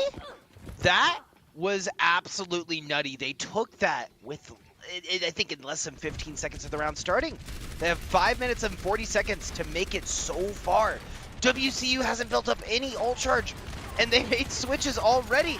Oh, and that's them coming to the top line. Boo, trying to halt this May push immediately, recognizing Co-College fighting for this up high ground. And I would love to see WCU play this a little bit smarter than Co-College on their defense and just continue to stay on this high ground. They've got 2 hit scans to enable up there, but they're not going to do it. They jump down here, and now Co-College can just expend these ultimates. They're way ahead in ult economy, and it should be an easy fight to win, but still, they're going to invest. WCU, they're nanoing Spongy Boy right up in the front line, trying to enable their Reinhardt as much as possible, but this level 3 beam from Joker is so oppressive. These tanking resources aren't going to last forever, and now a play has to be made. Spongy Boy pins in deep into this point, and they've got to find some ultimate quick to use here because it's about to spill out. MWM finally able to take down the beaming Joker, and this one spilling into the back half of point number 2, but it will be WCU playing their ground very well here. Yeah, MWM throwing up the tact visor and the W for WCU, pushing back Co-College in no time to spare. They were almost at that final turn, and that would have been Co-College's map to win. Very, very narrow tact visor coming out from MWM. And I like how they're getting right back up on top of this castle. It doesn't really matter if Co-College go underneath. You can open up your hit scan angles here. You can horseshoe around and take this fight from multiple angles. Co-College, though, they sense no one's up on the high ground. WCU is playing this pretty much backpedaled all the way as far back as they can go on point number 2. And now Co-College get a relatively free rotation into point, but it will be WCU opening up this fight with a couple of ultimates. The Flux, the Nano onto Spongy Boy, and now Spongy has this Shatter lined up ready to go, but hasn't quite found an opportunity to pop it yet. Ooh, and that Blizzard, I was waiting for Bomberman to throw that Blizzard down, and it's coming down now. We are going to see a dive in the backline. Sassy Jesus trying to get a sassy kill. Going to get stopped by MWM. Bomberman No shield getting and a shatter. Boo. And there it is. No! The shatter. Oh, the boop! The boop off the map. Creed putting out Spongy Boy, and that's MWM with a second tac visor, putting WCU on the haunches of the shoulders, saying, I got y'all guys, and that's another massive anti-nade coming out from Mr. Mango before he falls to Bomberman. They're now pushing the Big sound barrier. and WC doing everything that they can. They're gonna get a beat, and another counter beat, a shatter, and another counter shatter. It is an all-out brawl from both of these rosters. It is a slugfest right now, but Joker, the playmaker in this fight for Co-College, lands the pulse bomb at the end onto Hoodie just to cap this one off. And with over 2 minutes 30 seconds, it will be Co-College winning out a scrappy final fight on Eichenwald and tying this one back up 1 map apiece. Everyone do me a favor. Turn to your nearest library or dictionary you have near you and look up the definition for tit for tat, and you will find that fight we just witnessed. Of course, play of the man coming to Bomberman, clutching out that round for Co-College. And man, we're moving into map 3, and I don't know what to believe anymore, Berkeley. Yeah, I mean, this one is just going to be back and forth like that. If it wasn't for that clutch play of the game from Bomberman, this map would have been a completely different story. It would have been WCU getting that second point, going into third, and probably steamrolling because they were looking good all Eichenwald, but it is going to take plays like that every single map, enormous plays that you're not going to see coming, or at least I'm not going to see coming, to just sway the tides and lock down objectives. Nuke, we're tied up 1-1. We're going to escort for our very next map in the set. It should be very exciting. Let's keep up that energy, but chat, we'll see you after a short break.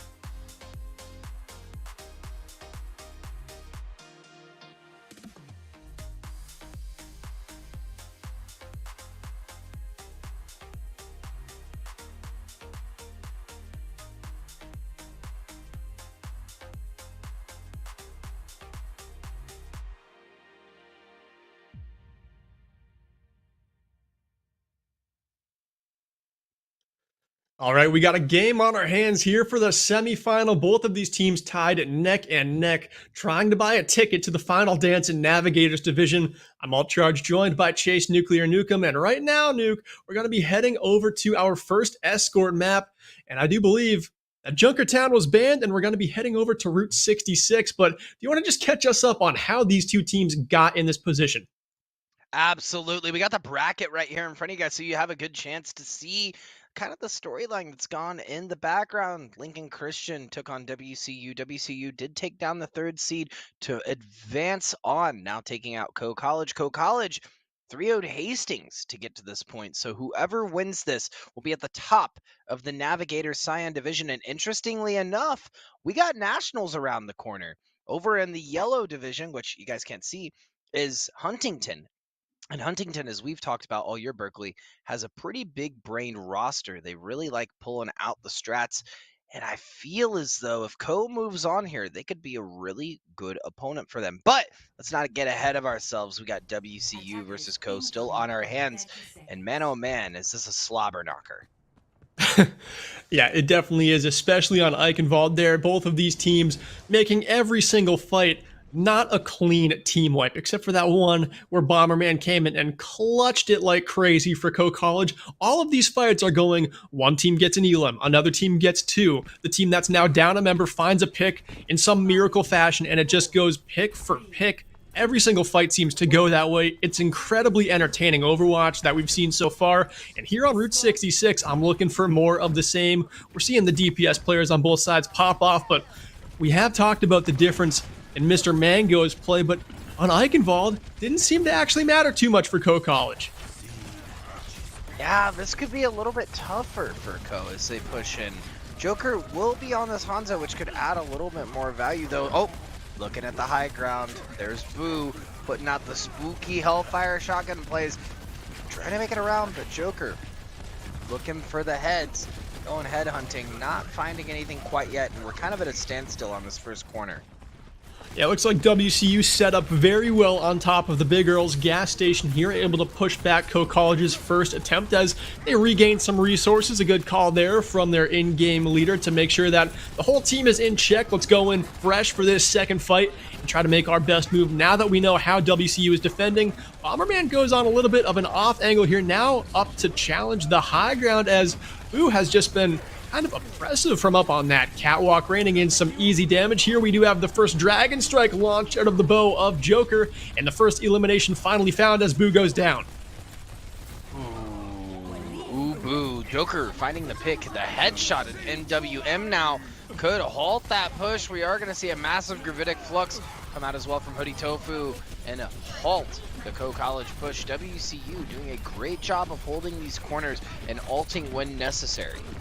Yeah, ulting when necessary. That's the key right there. They go down a member. How do you come back in a fight where you're down a member? Well, let's launch a Gravitic Flux. Let's use our Nano Boost, and let's try to hold this corner with everything that we've got, because chances are Co College don't want to invest that heavily into this part of the map.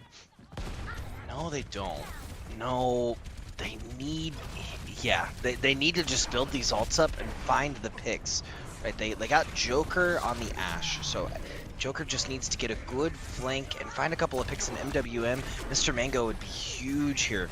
That's Bomberman trying to get on the right side. Oh, we hear the tac visor popped out from MWM paired with the field. I don't know if that was a big brain play from WCU or if they were just trying to hold off anything Co College was pushing. Yeah, it looked like the ebb and flow was starting to come back there for Co College, so they probably just got a little ahead of themselves. They're not able to find any elims with that. Now Bomberman poking and prodding along the back line. I would like to see Bomberman save that Wraith ability, that escape, for a little bit longer. We've got self-destruct coming in, comboed with the shatter, but the self-destruct goes a little too high and wide, doesn't find the elims. And it looks like Co College, they're able to stay alive here, find some picks back in this fight. They've got 2. This is their best chance yet. Nuke popping the blossom. Here is Bomberman trying to get them even more, but it's going to be Boo instead. Yeah, Bomberman was just in an unfortunate position with that Death Blossom. There was only the tanks around. There wasn't any of those juicy DPS or supports to get a pick from. So, I don't know. I'm kind of left at a conundrum, Berkeley. This is really tough for Co College to get this push. WCU just seems to have this corner on lock. Yeah, they really do. I mean, this is their map pick. They clearly have a defense designed for it, which is what you like to see in a tight series. Teams performing very strong on the opening objective of their map pick, but Co College, they switched up their composition a little bit here. They've got to start claiming some more valuable ground. I like how they're not just all sticking along the corner here. They're trying to fight along the high ground, but Boo silences them with a quad. The Death Blossom let loose from the Reaper on the side of Western Colorado, finding insane value. And with just 6 seconds left, does Co College even contend? Wow, I don't think so. I don't think they're able to. I think they just get stopped and full held here. A prediction, I did not have Berkeley whatsoever. What a phenomenal performance from WCU. Like you said, Co College seemed to have the ebb and flow for a second there, but WCU just kept control of this corner that entire first point. And now WCU has a very, very, very small window to push. Yeah, I mean, you could not set yourself up much better than this, especially after dropping Eichenwald to a 2-1 scoreline when Co College had plenty of time left on the clock to keep that push going. They looked like such a strong team just one map ago, and here it looks like WCU could end this game in the first 30 seconds. But I think the difference maker in that last one was how Boo adjusted their play and playing that catwalk, having that pounce aspect to the Reaper gameplay where they are able to fall in on a target or escape just because of their positioning being pretty much so much at large. They were such a high value target and they just could not get found. Yeah. Yeah, they weren't able to come out on top, and Co recognizing they have to play to all of their advantages. So I think everyone, safe to say, on their primary main picks here, and they're going to be holding up on the train wreckage very close to the spawn room doors. I'm going to try to keep WCU in the spawn room. I think they realize they really have nothing to lose here, right? If they get picked, WCU is going to roll it either way. So they might as well try to get this first element of surprise, if you will. And it does not pay off. The damage dealer's already down on the side of Co College, and it is up to the front line to stay stable here, but that is not going to be the case. Mango lands a nice sleep there onto Anniance, and I mean, this could be the first point taken already. It is not far to go, just 30 meters away. I love how cautious you are. Like, this could be the first I gotta point. be now, dude. I gotta be. I don't know. Taking no It could chances. be. We're absolutely right. Sassy Jesus will make it in time. Trying to find a pick on to Mr. Mango, but the Immortality Field will save both them and Beast. MWM with the Helix Rocket taking out the enemy Lucio. That will be Creed falling, and it just seems as though Co College right now is lambs to the slaughter, trying to get to point, but not enough time to group up or make really any coordinated effort at the end. That will be WCU taking map 2. And man, oh man, it is back and forth. WCU now ahead 2 maps was not what I was predicting for the series, Berkeley. Yeah, I'm not sure if that was Route 66 or Easy Street for WCU because they just decimated Co College, took all the momentum away from them, and it was this man right here doing the heavy lifting. Boo on Reaper, all around on defense, just stepping up their play, being such a pest to Co College. They've got some major adjustments to make as we go into map number 4. Man, they do. Oh, man. Deep breaths, everyone. Everyone watching, deep breaths. Because for both of these rosters, this is everything. This is the semifinals. This goes straight into finals, Berkeley. And WCU is just showing that they want it. What surprises me is that Co had a really good strategy. However, kind of vice versa from what we were watching in the last series, it seems as though they're having a hard time picking the same targets to go in on. We watched that Doomfist and Reaper kind of split on where they were going, and they weren't on the same target. Therefore, they got picked, and unfortunately, that was WCU just saying, all right, at the spawn room, all right, I guess we're just pushing it, and that's exactly what happened. They pushed it the rest of the way. Going into map 4, what's your prediction? Well, this is how I think both of these teams shake out right now. It seems like Co College, if they're able to get some momentum after the first fight, they keep it going. They don't let up once they've got that first fight victory. Honestly, I'd like to see them just make sure that they keep themselves in check. If their opening strat doesn't work, have another one in store. Don't just go at the map one-dimensionally. Have a couple of different looks, even if it's not your map pick. This one will be, but if this game goes later, then it's not going to be. So what I need to see them do is just be consistent throughout the game. Don't just give up once you don't get that first fight. Have a second look. And on the side of WCU, like I just said, it seems like Coe College, if they build momentum, they keep it going, stop it early. Make them actually have to make that adjustment, be the consistent team that has been hard for them to be tonight, and just honestly give up nothing on this opening defense.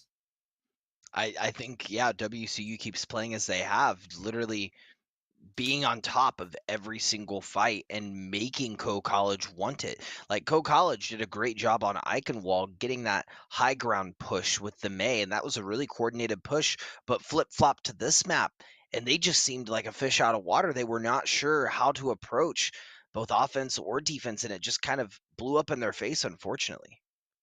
Yeah, and it looked like on Eichenwald they had so many strats dialed in. I mean, they used a Maywall and a Sim TP to get over some buildings on the first objective. They clearly scrim a lot of strats on a couple different maps. We're going to be headed over to Hollywood next. So, Nuke, what I'm looking to see is if it's not their map pick, they better have some strats for it, because right now it looks like they've only scrimmed the maps they're hoping to play. They've got to be ready to play any wrench that WCU throws at them, because Route 66, I don't think is something we've seen at all throughout the entire course of playoffs. I don't think it's been in any game that's been on stream. So definitely not something Coe College was expecting.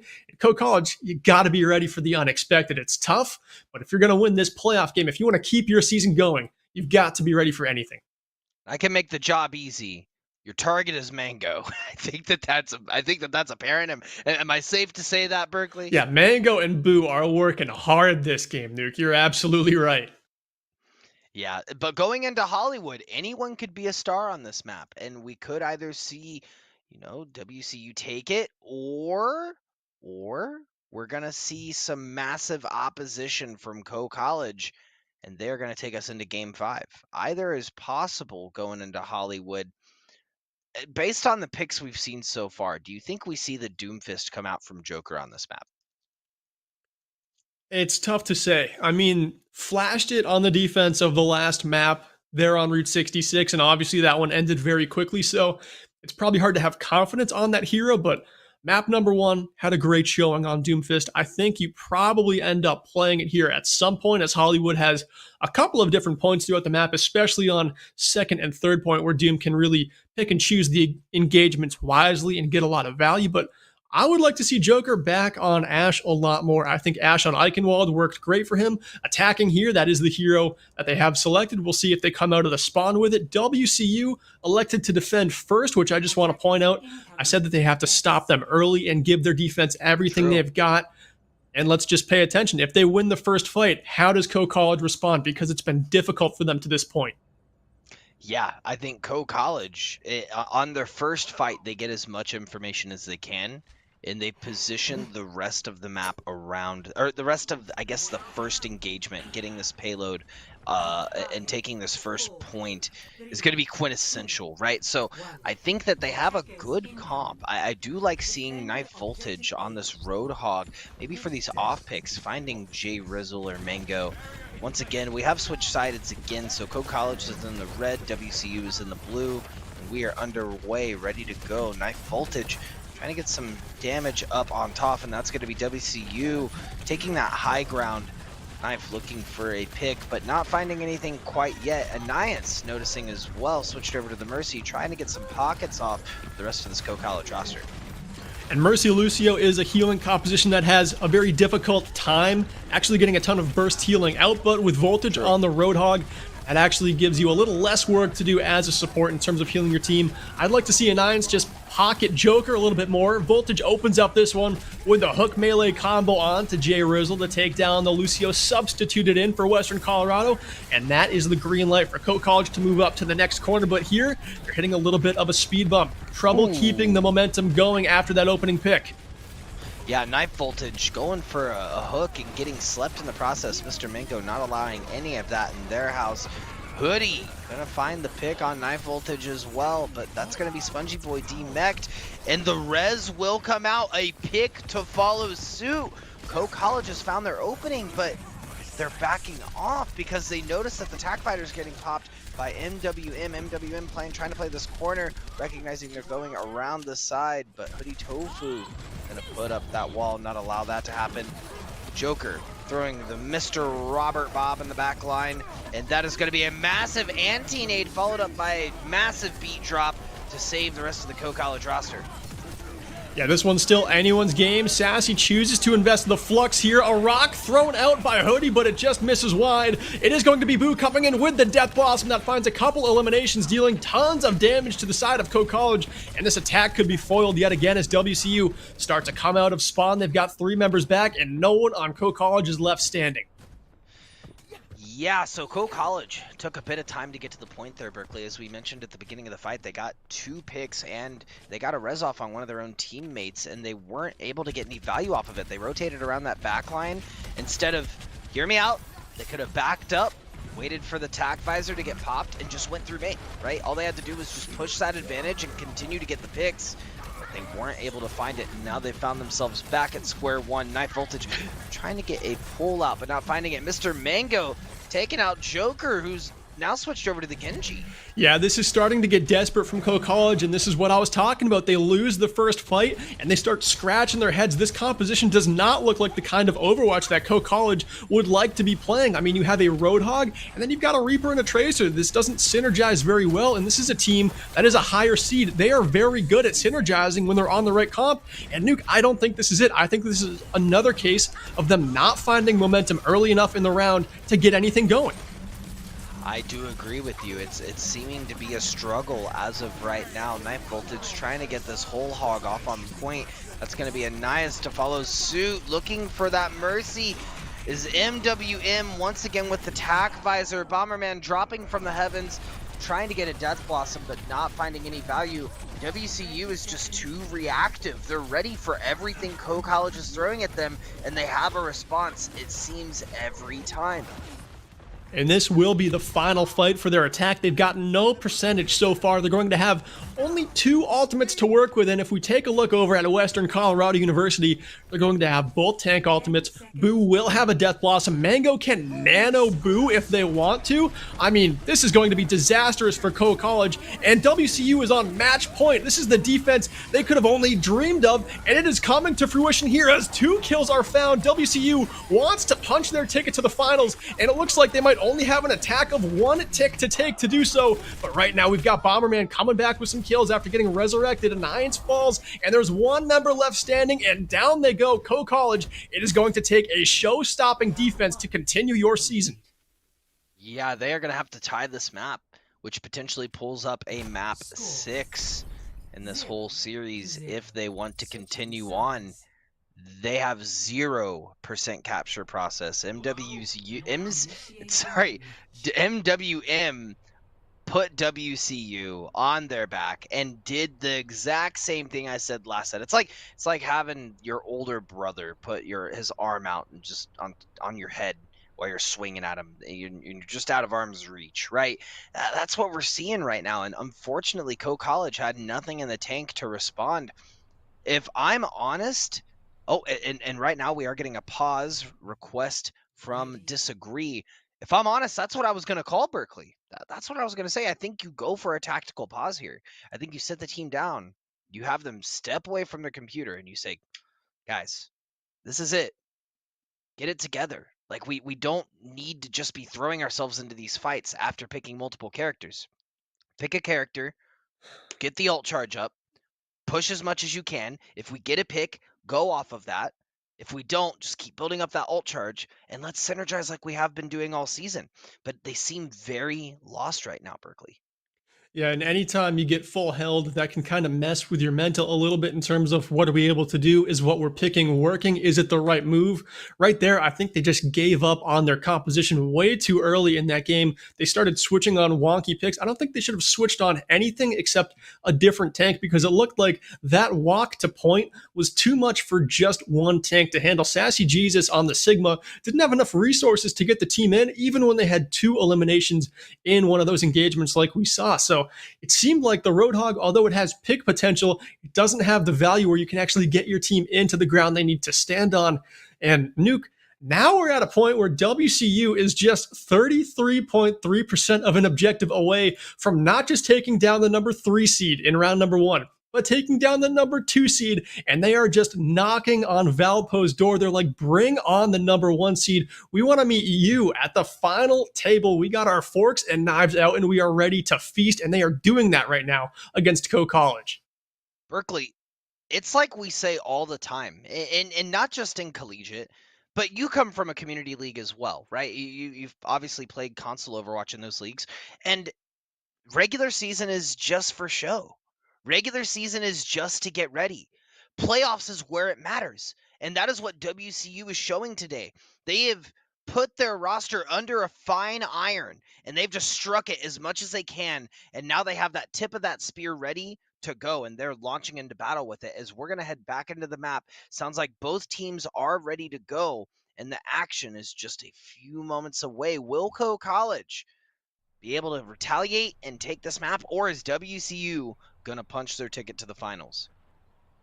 And I mean, all of the casters tonight, except for User Intel, the big brain also coming from console Overwatch, he predicted that WCU was actually going to win this one. And he's probably smiling right now if he's got his eyes on this game, because they are playing out of their minds. And Coe College, it doesn't look like they've got, if they've got it in them to actually defend this. They can only give up a tick. I would say if they got at least the first point and through a little bit of streets phase, this is more obtainable. But right now, WCU has all the momentum, and they just have to win one single fight. Yeah, that literally, you said it best. They have to win one fight. Let's see what WCU does going into this game, going into this round. We got MWM on the comfort pick. He's back on Soldier 76. And actually, based on what we've seen tonight, Berkeley, it seems like everyone on the WC roster is on a comfort pick. Yeah, that's something they've done, is they've played their game. Right now, they're rotating around under very much no pressure at all, using natural cover to navigate the map. There's another big ante from Mr. Mango himself, just a showstopper in this game, and that is the green light. Purple means green in Western Colorado, and they send in for 3 kills. Blue goes down, but so much value found in the front line that this could be it. Western Colorado, your underdog, and Western Colorado is headed to the final.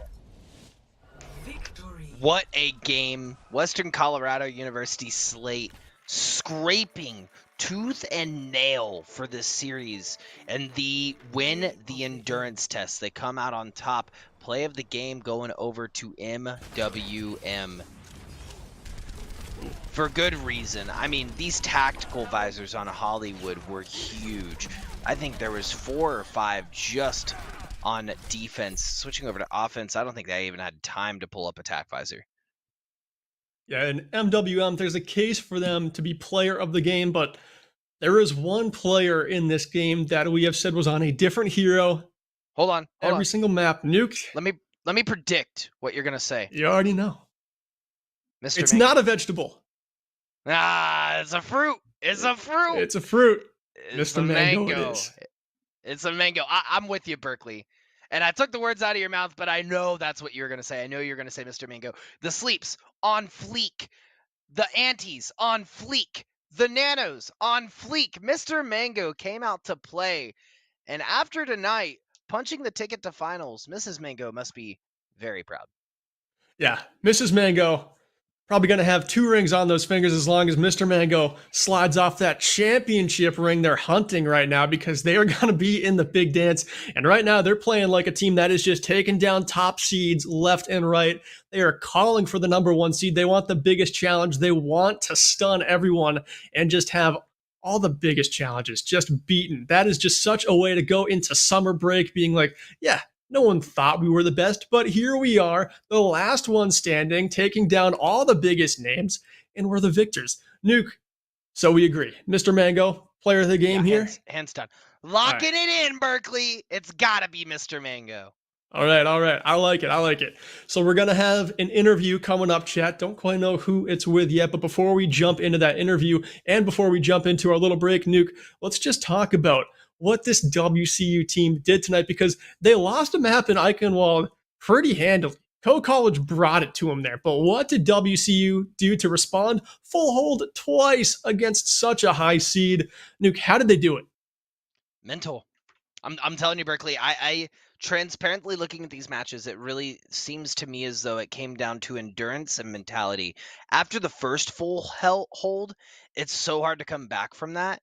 And it seemed like College was just playing so timid. They were playing a lot more scared going into the match and maybe giving WCU a little too much respect.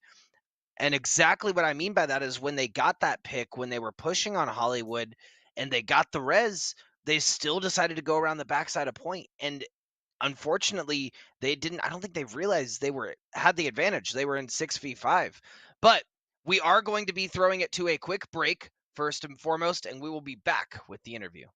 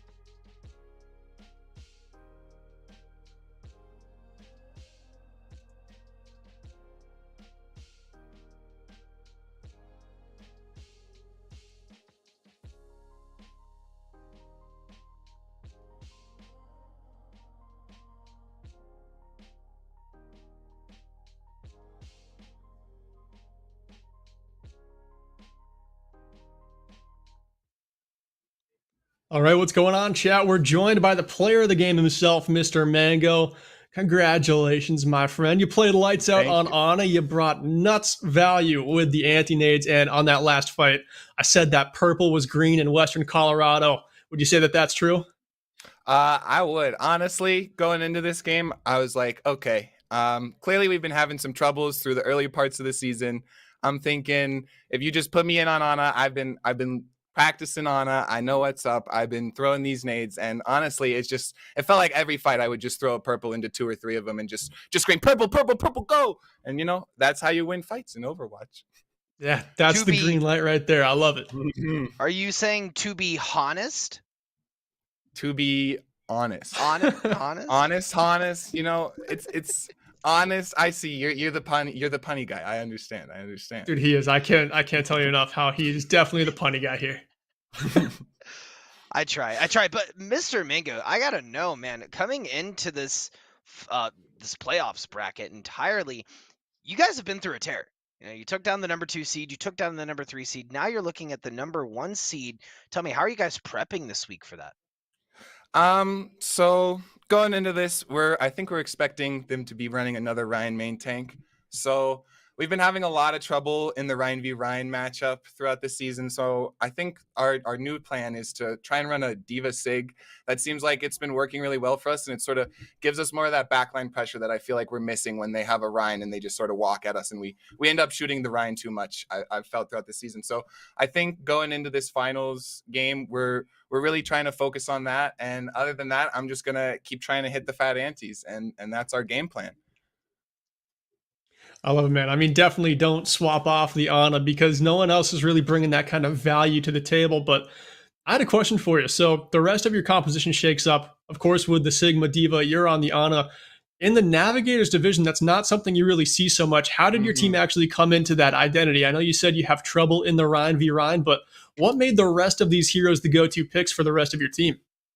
So Hoodie Tofu is just so comfortable on that Sigma. I mean, I don't know if you've seen the rest of the season. He is just always getting fluxes, always throwing balls. Shout out to him as secondary MVP. And then other than that, we've just got a whole bunch of comfortable DPS. Like he loves playing the hit scan. So we're thinking, what can we run with hit scan? And then Colby, he's just sort of, he's just sort of a flex player, and he'll just fit into any role. So we really just thought, let's play to our strengths on tank. We want to run something around this Sigma. The Sigma Ryan isn't working. Sponge said, all right, I'll pull out the Diva. And it seemed like it's been working. And other than that, our team just loves Lucio. So we love the Lucio Ana. We love all of it. It's good to hear, Nuke. Yeah. No, giving it to you. Saying your name. I was like, yeah. No, that's awesome, Mr. Mango. And so my final question for you is, the end of the season is coming to a tilt, right? It's very much in your guys' favor. You've proven that you're running the gauntlet and really writing a storyline for yourself in this division. Tell me, as a team, how are you managing everything going on? Because what most people at home don't realize is you're in school on top of all of this, right? So how are you managing school on top of, making these massive plays week to week and now finding yourself in the finals of this division? Funnily enough, we spend most of our time on schoolwork here. We're very respectable college students, despite the fact that we play Overwatch. But we only practice once a week. So honestly, we just practice for 4 hours once a week, and we just sort of get in there, play some quick plays, see what comps we like. And I think that just exploring with more people in and off the team and just seeing what people like playing has been our really key to victory, because it just felt like we were trying to force comps so hard earlier, and we just aren't comfortable on a lot of those picks. So when we play to our comfort picks, I feel like we do a lot better, and we found what those comfort picks are, and we've built a team around them. And I'm thinking moving into this final season, we're going to practice. I'm saying it now, 2 times a week this coming week, and they're not ready for us. They're not ready. That's all the questions I had. UltCharge, what's on your mind now? You got any final thoughts for Mr. Mango? Yeah, I do. So you came back after losing Eichenwald, and you lost, I don't want to say kind of handedly, but that is kind of how it played out. You only got 1 point. You got it toward the end of the second. They made a clutch play to stop your push, and then they got the objective with time on the clock. So how do you come out and just full hold 2 maps in a row? Did you find a weakness? How did that all come together? I think you're not gonna believe me, but that 5-minute break that we got in between those 2 maps was really what did it for us. We took a second. We were like, okay. I mean, personally, I was pretty mad. I may have been the one telling the team what's what, what we got to change, what happened there, why we lost. And then after that, everyone was like, okay, let's just take a quick walk around. Everyone de-stress a little bit, get some fresh air, come back into it.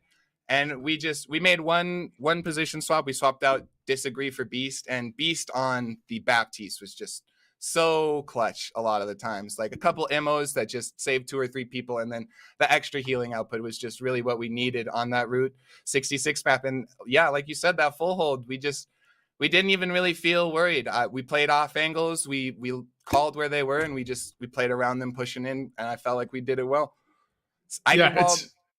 It was not pretty. You were right about that, but we talked about it. We came back in and we were like, all right, we got it. Yeah, it's nice to have that break. Not a lot of teams actually know how to utilize that break. A leader kind of has to step forward and be like, guys, we're fine. We won map number 1. There's 2 ahead of us. We can play the kind of Overwatch where we full hold them back-to-back maps. And you guys honestly had the best case scenario coming out of the break like that. So major props to you, especially saying that you were kind of the guy that brought the team together and leveled some heads out. So like you said, you were mad. You don't let that get the best of you, especially in the playoffs. Way to stay collected, man. Thank you. And thank you for putting on the whole stream, the whole NECC. Thanks to everybody out there. Yeah, so giving it to you, who do you want to shout out? Personally, I like to shout out MWM and Spongy Boy. I think his tag is Spongy Boy. The diva was just so... as Anna, I'd been getting pressured, and we knew that they were going to run a Doom. So Spongy Boy, shout outs to you, and shout outs to MWN for just being on the flank soldier, doing all that thing. And also Mom and Dad, of course, you got to shout them out.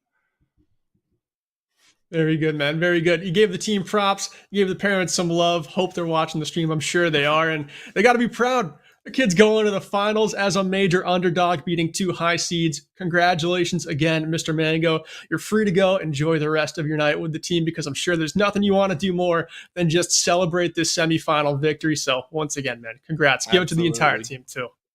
Yeah, the whole team. Shout out.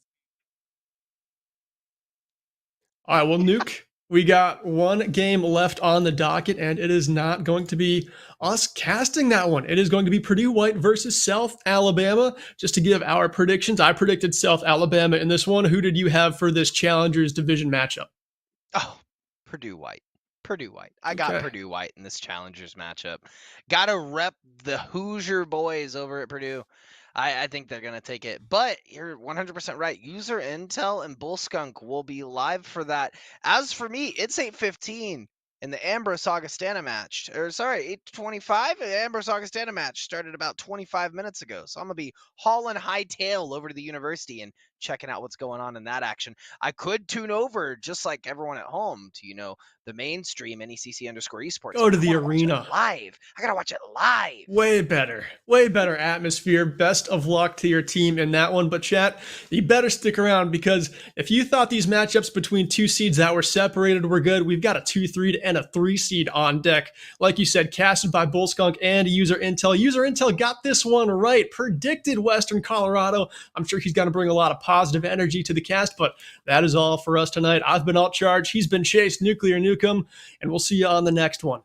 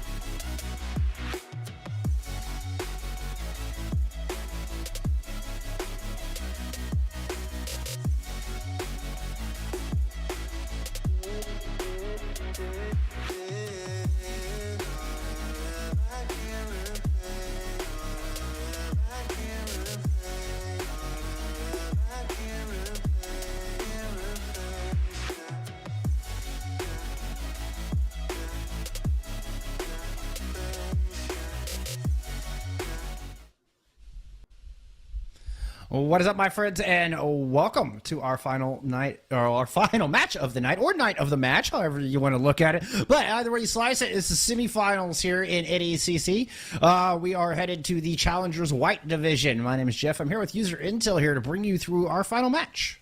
I am absolutely ecstatic to see, because we're looking at something, well, always when it's kind of more late at night, these players are ready to get it over with. So we could be looking at something very quick or something very difficult coming on from both sides more than anything. I mean, we've been seeing Overwatch all night, and as you can see right now, it's Purdue Wright versus South Alabama. Whoever manages to win this will be making it to the championships. And, well, Morningside and or Maury State Gold, those are some very scary opponents for anyone to face. Yeah, Murray State coming in number 1, and then Morning State kind of the underdog in this whole thing. But yeah, let's focus in on that lower half of our semifinal bracket. This is the match we're zooming in on. Purdue, White, South Alabama are extremely close, both as far as records and then in turn in seeding. Purdue, White have an 8-1 record, putting them one game above South Alabama's 7-2. Now with kind of getting a moment just to be able to look at what they're working with, and I very much enjoy this roster, especially being able to always look at these majors. I mean, I took law I took law back in high school, but that's by far the most thing that I can relate to. But look at this mech freshmen, engineering freshmen, a lot of these players, they're ready, and I'm very excited to see what their kind of potential is going to lead into this match. And it's funny to talk about the freshmen because there are 4 of them on that squad. A young squad there in Purdue White. But let's take a look at South Alabama here. Really almost the exact same story with the exception of Snoop Ferret, who will be playing DPS today for this squad. Is going to be the senior member, not only on this team, but in the server in general. We'll see if he can lead this squad of mostly freshmen to a victory today. South Alabama coming in on a 6-game winning streak. So they have been absolutely hot. Have not lost since week 4. On the other hand, it's Purdue White. They took their only loss about halfway through. It wasn't too long ago. It was week 7 where the only loss came through from Purdue White, and that was against the number 1 seed in Murray State Gold. But still, if you zoom in a little further and look at the head-to-head, Purdue White beat Southern Alabama 3-0 during the regular season, but that was all the way back in week number 1, User. Yeah, that was a very drastic time, and we're already looking at some evidence of how these players have changed. With the first map of all being on Lijiang Tower, it's very much going to matter to see. I mean, South Alabama coming in with so much momentum, I wonder is really, are they looking to kind of make it right from that week 1, or are they really just going to be repeating history, unfortunately? I mean, coming off of a 6-game win streak, I can't help but feel like they've really found their stride. It really learned some lessons since that week 1 loss. So I'm anticipating a very tight matchup between these two squads. As we take some look at some cinematic views of Lijiang Tower to start things off. Now, this is a loser pick map pool, so we're off of fixed maps like we saw during the regular season, where in this, the winner of a map gets to ban one of the maps out of the type, and the loser gets to choose from what remains in the pool. We'll have control, hybrid, escort, hybrid, and then control if necessary going through our match here. I wouldn't be too surprised if it's necessary. I think not only with the momentum, but the fact that these teams have faced together. One team wants to make sure that they keep that win record up. The other team wants to make sure they don't repeat history. So it can be interesting to see if we will. However, my hopes are there. But I'm quite interested. These compositions, they are drastically different. Very much so. It's getting some bulldozer comp, as it's called here in the West, where you've got the Reinhardt alongside the Winston, created to break double shield. Teleporting on to point. Purdue are going to grab some control early and just sit back and wait for anybody dare to get close. Snoop Ferret trying to poke from the outside right now, though. Yeah, Smoke's taking an insane amount of damage while Snoop is in the back line, just looking to pick anybody off or at least get that burst damage in. Unfortunately, it doesn't look like it's working out too well. We do see Park going in, looking for a slam, finds the Baby Diva, and those are very early engagements that they're looking for, but then they play patient, they retreat Snoop. While, yes, they are building up to that barrage, more than anything, it's just kind of smoke and mirrors. And point control's already flipped over to Purdue White. Snoop is able to pick up one. That barrage is ready to go online if they want to use it. Purdue White still just sitting on the point. Oh, and Snoop goes down. Yeah, they use the barrage on the point. They're looking to take out their opponents, but this really just force out a reset. You lose out Snoop, you lose out a big ultimate. You gotta wonder, what do we do? How do we put ourselves in those better positions, especially with Purdue? They're moving up. They're looking to find any stagger and cause this time bank to be more in their favor.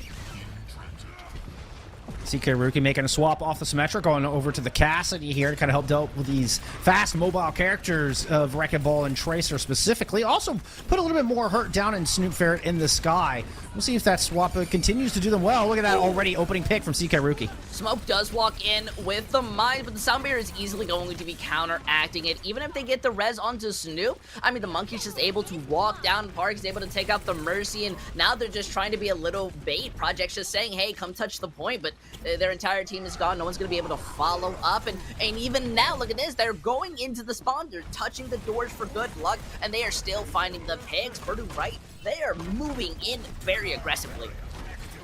Props to Mini Martian for building that sound barrier and using it perfectly timed. Really kept Purdue White alive and standing. It was the only ult Purdue had to use to win that fight. So a bevy available to them, but a war chest full for South Alabama as well. This is going to be an explosive one. It's South Alabama's last chance to get a foothold here on Night Market. It is going to be building up. Look at that. That is a beautiful boop. Unfortunately, while it may save the life, it doesn't, save them from their own death from the barrage, but they do manage to put this more into their team's favor. We still need to worry out about Park, who's the Doomfist running around with the Monkey. They're making each other a lot of space, and it enables to the one punch. Unfortunately, though, it does seem the Monkey is going to be jumping off the map, and without that peel, without that second player with Park, they are going to be falling, switching over to side. Now South Alabama, they have ultimate, so they have a lot of options to kind of put this back in their favor. Yeah, it's an interesting choice. I mean, self-destruct, not typically a high-value ult unless you pursue it, and then I'm not sure who you nano in this composition. What's the best nano target here? Perhaps the Echo? I mean, the duplicate's not anywhere close. But even more possible is probably Sinister's going to throw that nano onto Project, and just see what they can get done in the backline. That's if Sinister can even get this nano off. Well, that's just rude. Went out of their way to take out the healing, and then the Wrecking Ball, who came back in trying to help, maybe find something out, is getting picked off. Look at this South Alabama. Even though they just now got the point back, only in 40%, that's when they're gonna lose it. They can touch it. We see as Snoop's trying to do it. Unfortunately, it seemed that the speed boost was more than enough. We see the Nano go on to Smoke, wanting to walk into the point, but already at half health, gets punched out. They are able to at least reset that overtime clock, but Park is doing an amazing job of shutting them down from being able to touch. I mean, it's absolutely rude. I mean, the Lucio does get that last second movement in, but as Smoke builds up to the mines, just barely almost making it in. How are you just stopping one person from entering into the boat? Smoke gets so frustrated they use the mines outside. Purdue White, that's a pretty good statement, at least coming from Park.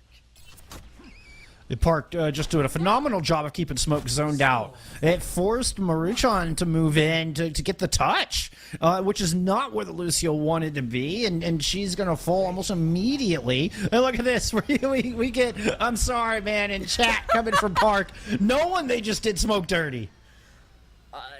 Honestly, you gotta send a gift basket after that. It's just, that was some nice flowers, You're gonna need something. They're not your friend anymore if they were before. But I mean, that's a good point. I mean, Purdue White, I think they're setting themselves up. South Alabama, even though they're coming off that win streak. Now, though, we are going off of what I think we're pretty used to call shadow. It's 6-man. This is straight up 6-man, yeah. And Project, is going to switch over to a Tracer as soon as the team gets out of spawn.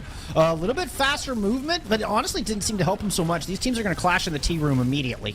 Yeah. They are going to be looking out for the hack. Whoever gets hacked first is going to be the target. And as you see, Banana Man, the moment they get picked, everybody just jumps on top of them. They eventually are going to be falling down. South Alabama, they found their focus fire, and now they have every reason to commit into this. However, they lose out Smoke, and that's going to be a problem. They need to find a big pick with that point unlocked. We do see the Sombra try to put some pressure onto it, but getting out hacked, Snoop is not going to be feeling too good. Purdue White, even though they lost the Monkey early, they're not taking control over the point. They even get the capture. Yeah, and that's with running the Reaper instead of the Tracer. Reaper has just got so much frontline damage. The whole push and pull of this comp is, your Winston leading the Reaper close enough to where they can be effective with those Hellfire shotguns without the Winston going down. And though Banana Man did not succeed in the last part of that, it was good enough to get CK Rookie in striking distance, and now they've got a Death Blossom online. It's going to be very difficult for South Alabama to take this back. Sinister needs to get this sound barrier up lickety-split. You're absolutely right. They even switched over to the Reaper, but it's far too late. Project gets hacked midway through. You don't have the Rape to be able to engage in the Coalescence. Is forced out as you're just trying to put this back into your favor. The Bomb at least manages to find, especially the Remake, and then the hack onto the Coalescence. That's just not even fair. South Alabama bring that back very quickly. CK Rookie tried to Death Blossom the Pilot Diva and gets smashed on the face for their troubles. Absolutely Goomba stomped. Oh, unlucky. Who needs a sound barrier when you have a perfectly timed remake from Neptunica? That was brilliant. And now we're in the battle of the EMPs. But South Alabama have a huge edge. They're able to hold on to that sound barrier. And with the EMP exchange, that sound barrier is going to be crucial. It's always a flip of the coin. Do you use it before or do you use it after? Either way, you're going to have to respect what Park does. We see their EMP come out, but the counter coming out of Park. Sinister's hacked. It is. You're absolutely right. But look at this. Smoke with the Primal Rage is able to go in, managed to find out the Reaper. That's one big character out of this fight. So now OG wants to move in, hoping just to make space, throws this bomb out. They don't have the bubble just yet, and it finds a 2K to be able to bring this back into their favor. One quick cleanup. That's all they need, as South Alabama will have to come back into the point because they are losing people very quickly. Yeah, and despite Park's best efforts, the cleanup was just not there. The sound barrier,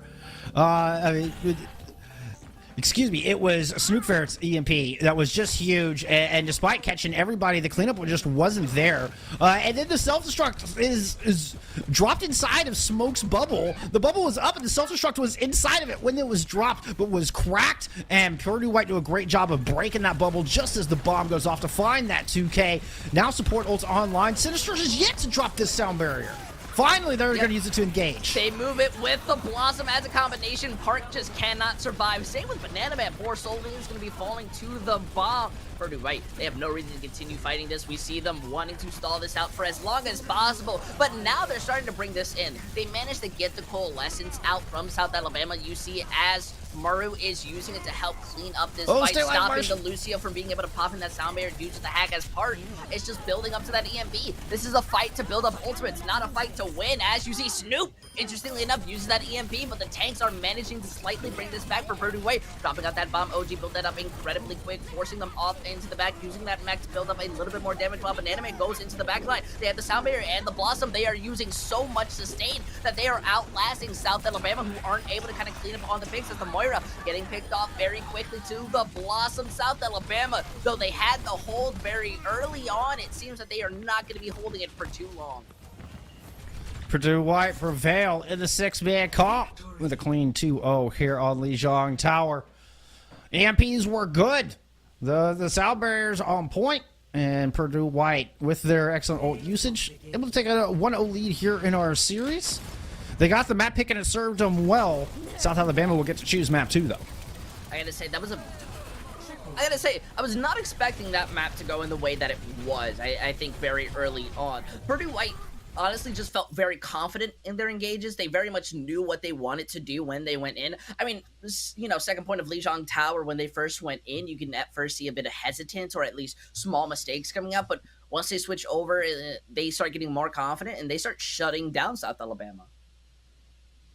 Indeed, and a lot of that came onto the front line, and really CK Riki did a phenomenal job on that Reaper. Was just getting tons of value to the point that South Alabama had to try to mirror it. That was their only answer, was to come back. The Tracer wasn't doing enough damage. They didn't have the power output that Purdue White was bringing to the table, and by the time they made the swaps, I mean, they were already trying to play catch up, and it was back and forth. Like, it wasn't totally one-sided. There were some good fights for South Alabama, but in the end, that was just too big a gap for them to cover.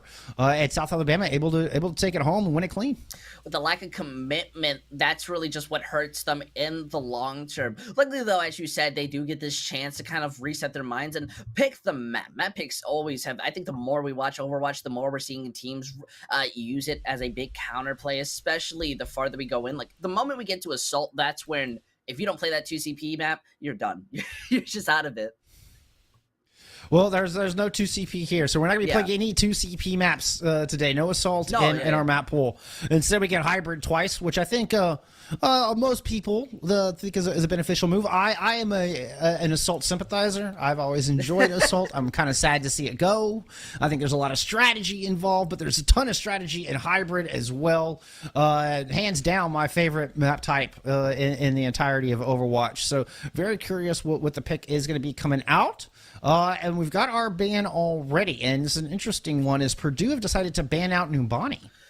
Ooh, part of me slightly expected that. A lot of people really don't enjoy Numbani. The high grounds can be very frustrating to take on first point, and well, if you're just not used to playing on it, it is a very easy map to get snowballed on, especially on first to second point. Third is a different answer. But now that goes into the question that you've removed that sanction, so with the rest of the pool, I wouldn't be too surprised if we end up going on to something like King's Row, but Eichenwald is still a very similar map in that sense. And oh, look at that! The brain is already in as Eichenwald. That's going to be the next map. Indeed. We'll be headed to Eichenwald, which it has a lot of interesting choices. It seems to all revolve around point B as far as I'm concerned. You don't see too many full holds on this map. It comes to castle control. That's where the crutch of this map lies. And so getting through point A is a matter of, do you have enough time to break a castle hold? Do you have enough time to steal away the high ground and make your way through that elongated streets phase? So whichever defense could take more time off of point A gives themselves a huge advantage moving through the rest of the map. Yeah, and this isn't like other hybrid maps where you could debatably even just walk back in and manage to save the fight. I think out of all of the hybrid maps, Eichenwald is the hardest to be able to do so. You know, on King's Row, first point is sometimes you see the team come back in, but I mean, these are small choke points that you have to be walking in through, and it's really easy to get tunneled and, well, allow your opponents to build up the UltCharge. But this does give a lot of opportunity for defensive compositions, you know, double shield, anything that revolves around just rotations. I think we can see that coming out of South Alabama, especially because they're six-man. They looked good. Though they weren't able to execute out everything they wanted to. I could see them relying a lot on just overwhelming their opponents. And it all just depends on what they're feeling. What is their comfort pick when it comes to this map? What have they practiced? What do their players feel comfortable on as far as their own individual hero picks? And coming out on the defense is, you know, still plenty of time for South Alabama to change their mind. So let's focus on the team in blue or the team in white, depending on your point of view. That's going to be Purdue. Look, I'm a poet and stuff. But look, we got this, we got a little bit of brawl as we're going to have the May cast here for the defense. So really looking to utilize these May walls and try to separate the front line of South Alabama. Smoke is going to have to be really careful as they approach this choke and make sure that they are keeping an eye out for this May wall, maybe even try to bait it out before they can attack. I just feel bad. This is going to be the most stressful May fight that you'll ever see. I mean, they're not able to land it right there exactly, but this is now where it comes in. Purdue White, they lose out Park the moment that they were just walking in, went a little bit too far. Now South Alabama starting to build up some steam, but it's an equal trade going out. We see this brawl going through as Smoke almost falls, but that was a beautiful fan the hammer to take out Banana Man. That's what South Alabama needed as they're taking control over this point. There's nothing you can do, especially with Smoke still up, to get that shatter. Purdue just gave up their best weapon. Their best utility was that choke. And they needed to wall up and hold close, get in the face of South Alabama. Instead, Purdue decides to wait on point, and then there's not enough geometry for the May walls to find great effectiveness. The value goes out the window. South Alabama capitalize. It's a good play like Project, like you were talking about. It's close to this dead eye here. And look, I was talking about how important the castle is. South Alabama's already storming it. You got to, you know. Every reference in the book, just when it comes down to this castle, and it does give you that strategic advantage. You have the high ground, you have a lot of options to take.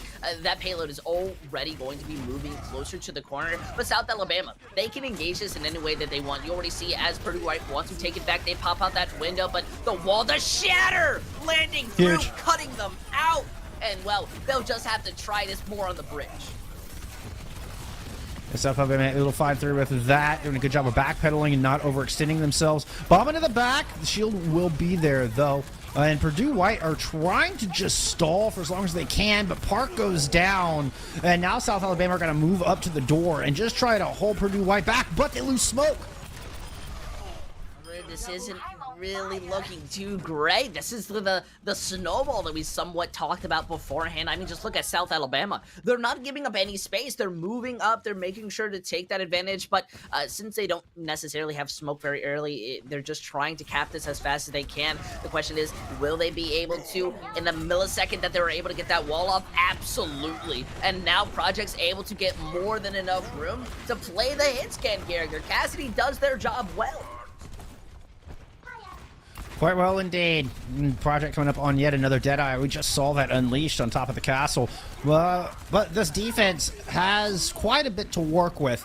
The one that strikes me the most is going to be the Blizzard. So Park's Blizzard versus Sinister's Sound Barrier. We saw Sinister hold on to Sound Barrier for quite a long time in Lijiang Tower. Let's see how they choose to pop in here. It's going to be aggressively a bold choice. But the Shatter, it at least wastes down the Sound Barrier time. They do lose their Cassidy in the mid-fight as Park builds up to the Blizzard, but it's not going to be necessary. The moment you take out Smoke, well, the rest of the team, South Alabama, they're going to recognize that there's no reason to continue fighting. Finding out the mech, though, mwah, the cherry on the cake.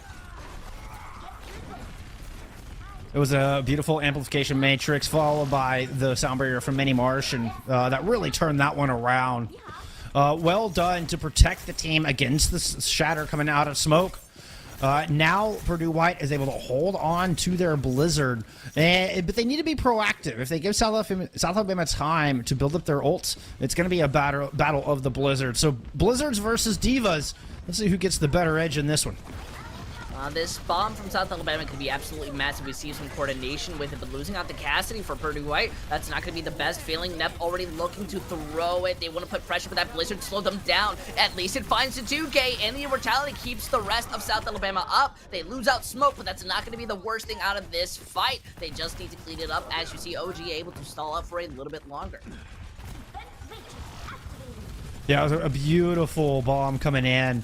And once again, I felt like Park was using the wall a little early, did not get the value that you were wanting out of those main walls. Now swapping over to Doomfist. Somebody's got to get back. Okay, they're going to rotate up to the high ground, throw out a self-destruct. Deadeye from high ground as well. This is oppressive. I mean, just look, South Alabama, they're not as a unit anymore. They are split, and this ends up for Sinister being punched directly into the face, though Park is going to pay with their life, and the rest of the team are going to pay with the Shatter. Banana Man still able to stay up, protect the team from any damage, and with that speed boost, they just slowly go through it. I mean, earlier, you talked about the castle. They have 3 minutes, and they did not have that when they walked in.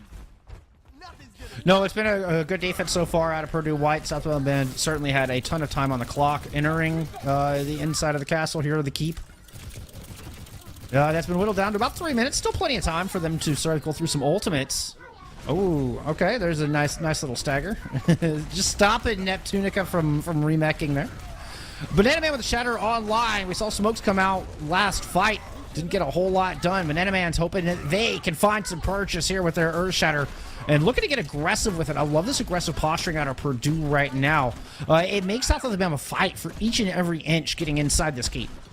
They will take their time, though. Needing that space is absolutely necessary. And they're not a complete 6 just yet, but Banana Man is looking for that Shatter. Ends up jumping into the back, but misses the high noon. Then the charge. Poor Banana Man is going to be regretting those small actions taken, because South Alabama, though they will wait a second, they don't have that immortality in the window stopping them from fully engaging. After a second of getting their amp, we see them fully commit. Snoop's coming up to that Riptire. They even place a window of their own. This is where the ultimates come out. If they want to capture it, it's now. But the Sound Barrier manages to give Park a bit more space to live, as a Riptire is going to be nullified by that Sound Barrier, though. OG falling is going to be a big problem. Banana Man is back to help when it comes to this fight. Immortality now wasted down, as we see the High Noon looking through their own Sound Barrier from South Alabama is going to be able to protect. Poor Park is in the wrong angle, gets stunned, taken out, and the fight continues to be one sloppy one as this Nep throws out the bomb, but they've already lost out Smoke. Do they truly want to commit any further?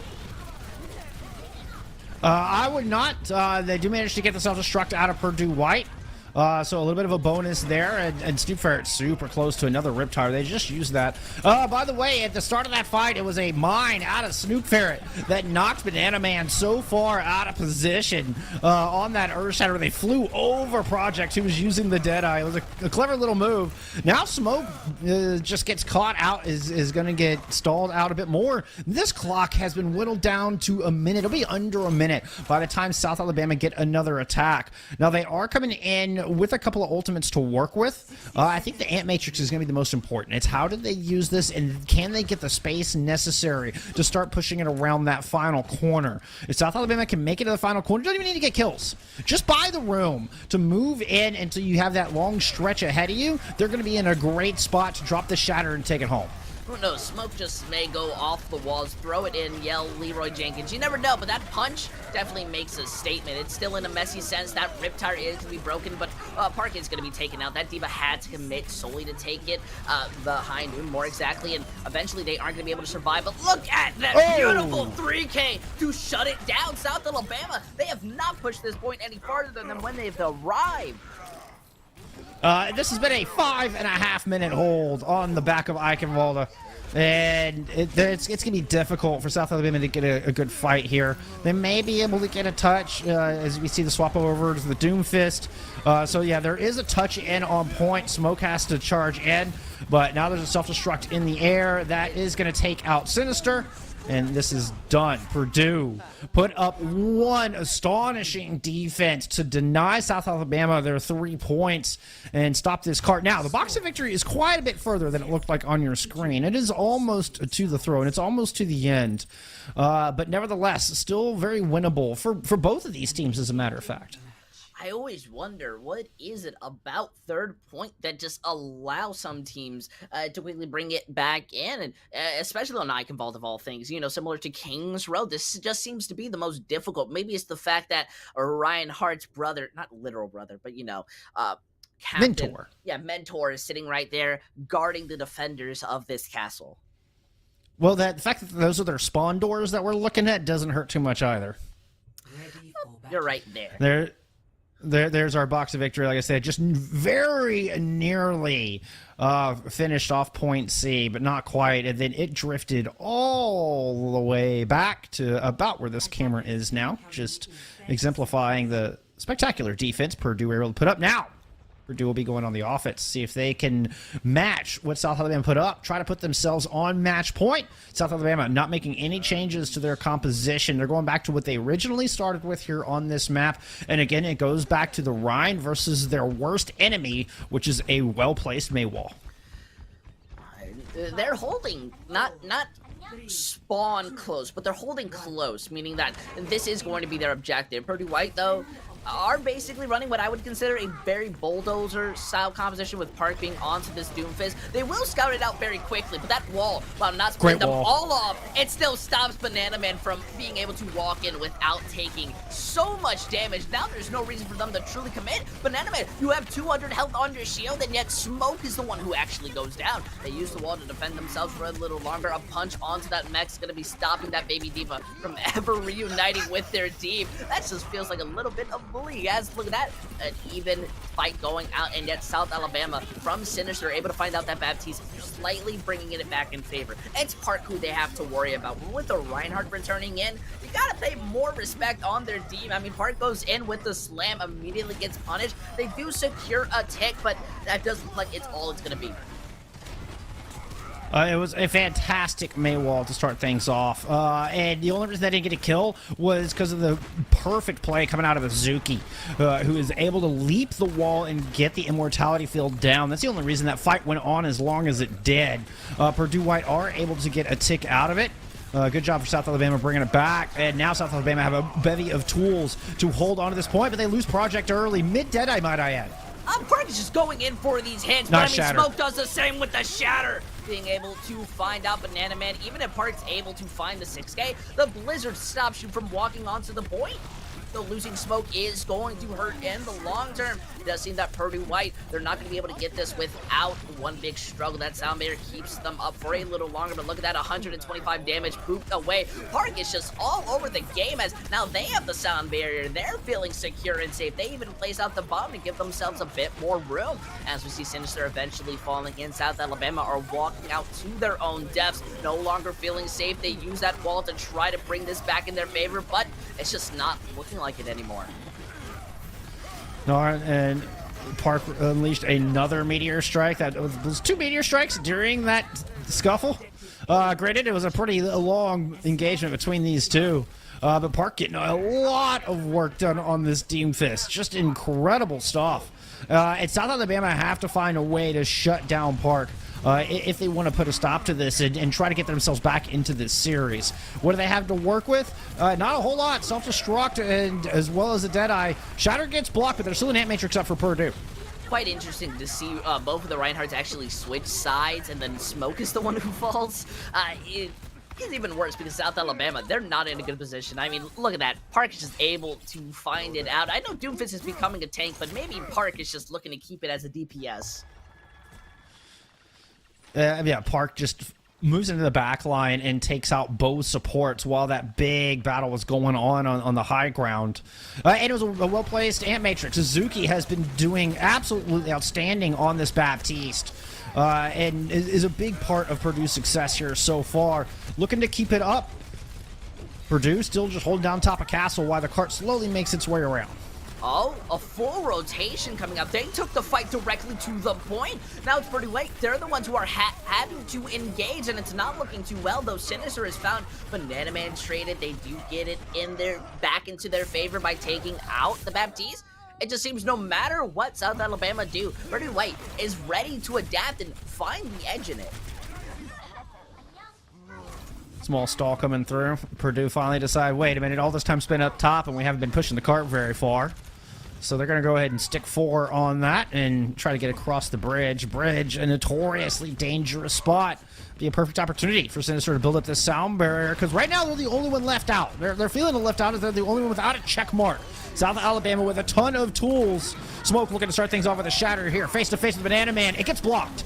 Well, no, not necessarily. It did find the Diva, and this ended up causing Banana Man to want to come in, try to peel, and fall to it. With that sound barrier, it seems South Alabama are finally going to have some room to breathe, especially by finding out Park very early. Absolutely massive. But I don't think this is, one that you can go to sleep with. They have the Blizzard, but that's the best ultimate they have for a defensive hold.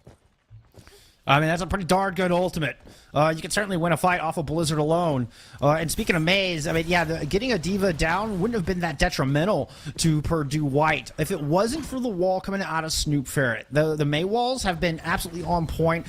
Snoop Ferret definitely getting a lot more value out of that May than we saw in Purdue's defense. Oh, that's an unfortunate start to this attack. Smoke does go down, though. 5-5 on the objective, and the Blizzard gets eaten. That Blizzard was absolutely necessary to keep this fight alive. I mean, just look, the Diva goes in, ends up placing their bomb, but the Immortality gives them a bit more room. No. It's unfortunate. Oh, no, I think 2 people actually fell off the map because you see the Cassidy's gone as well. Purdue White, they're still going to have a fairly decent hold. They have a bomb of their own, but Park is going to fall. I don't see them wanting to hold this for any longer. You see them not even commit the bomb, but they are going to be letting themselves live for as long as possible.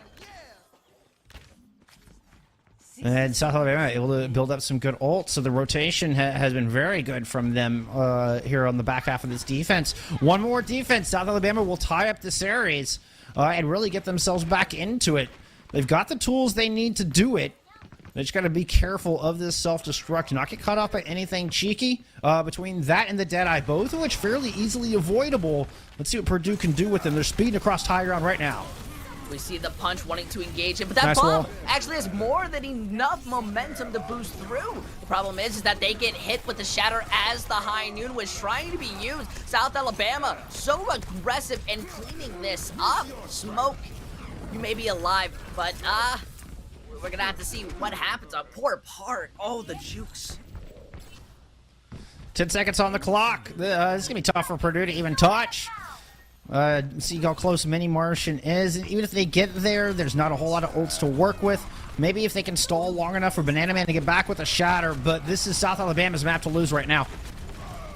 The Blizzard goes out a little too far. Banana Man is going to fall. That Lucio struggling to stay up, looking for a boot. That window plays for anybody engaging in, but it does seem they are going to be messing up their, at least the way that It's they can done. walk out. It's absolutely done. You want to be hoping for the best, but I mean, the series is going to be tied up because South Alabama, they managed to take over Eichenwald.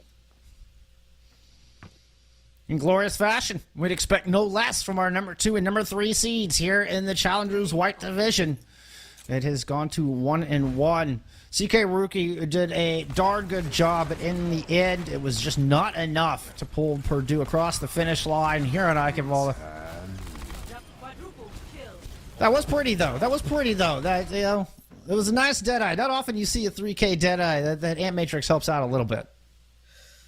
You're right, and it just seemed that kind of the more it went on, the more South Alabama got used to Park running onto that Doomfist. As much as I love to see, you know, those quick punches come in, it became more of a problem the moment that the Cassidy is able to get those stuns, able to stop you from playing the game. It became a 5v6 at points, and in the end, it kind of, I don't think it hurt them too much, but it definitely could be said as a factor of why they weren't able to cap it to third at least. I mean, shutting down Park, you know, we were talking about, like, you had to shut down that Doomfist if South Alabama was going to find success in that map, and they absolutely did so. They realized their fault early on when point A didn't go their favor. I mean, despite some good stall, and I mean, they didn't one and done lose it. But after Park's reign of terror on point A, it got absolutely negated once we started going further through the map. Also, the May wall, Snoop Ferret on that May was phenomenal, and just did a fantastic job getting high value out of those walls. And now it's anybody's game. Series is all tied up. I feel like South Alabama has a little momentum at their back, and it'll be Purdue Wipe's map choice when we return. We're going to take a little break. When we come back, we're headed to Escort. We'll see you back here in a few minutes.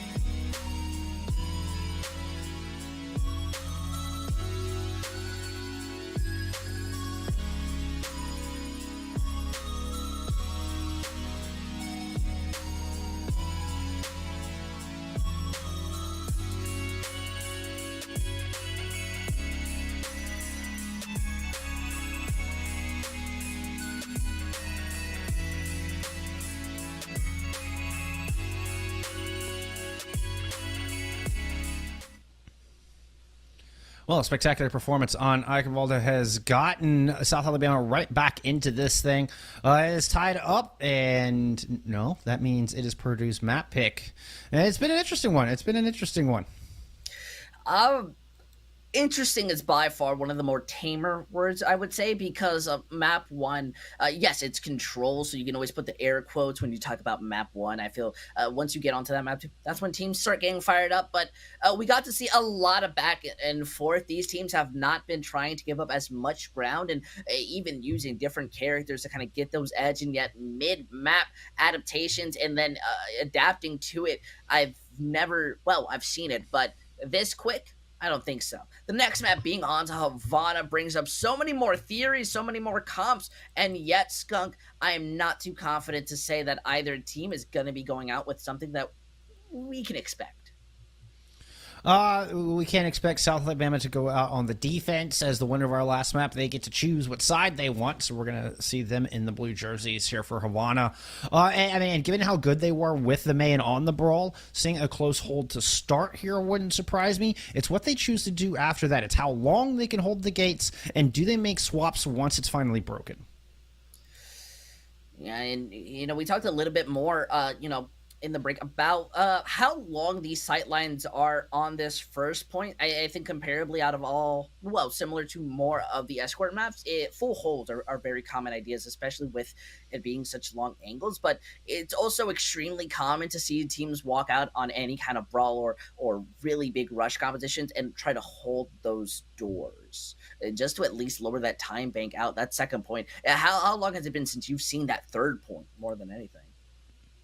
Right, and it has definitely become very common. And the point of that close hold that you're talking about, is just to eat up as much time as you can, and then you've got time for a second defense on the back of point A because there's so much distance for the attackers to cover that you're guaranteed another shot. And if you can buy 2 minutes off the clock and get ult out of the attacker, then you are well on your way to a victory on Havana. So a lot kind of comes down to how quickly the attackers can break the close hold and how much time and resources the defense can get out.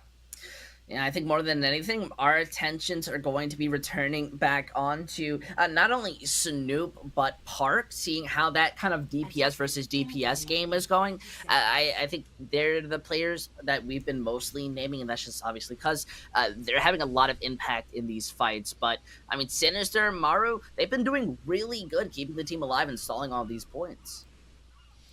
Yeah, and speaking of supports on the other side, Azuki was very impressive on Eichenwalde on the Baptiste.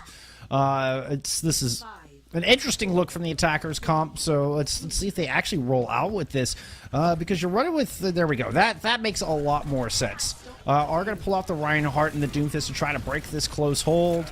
Again, watch for Snoop Ferret. They've been really good with these Maywalls all day long. Oh, and Park goes down immediately, gets ahead of the team. There will be some swaps that far coming in.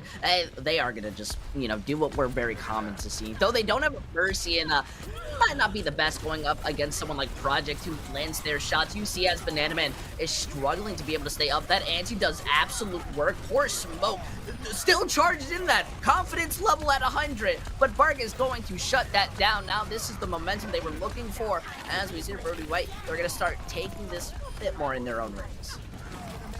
Yeah, it was a good swap from the Pharah. A classic way to break this close hold since you can get on that rooftop. And then a beautiful nade again, Azuki. Azuki coming in clutch for Purdue White. Already has Nano online. Banana Man coming up with a shatter as well. This could be a ruthless combo that could snowball into a point A capture. They are at least getting themselves set. I'm trying to see. Look at that. That's a beautiful wall. And now, as Banana Man needs to just back out, look for that shadows. Able to get those who weren't protected by the Rhino while Smoke does the same. But that Nano, the Nano saves out Park, and they just clean sweep throughout the back. I have never seen such a quick reaction to defend a single character. Azuki is just on point this series. Has been absolutely mind-blowingly good. And that was just more indication of it, keeping Park alive through that, who definitely has a lot of punching power, no pun intended, genuinely.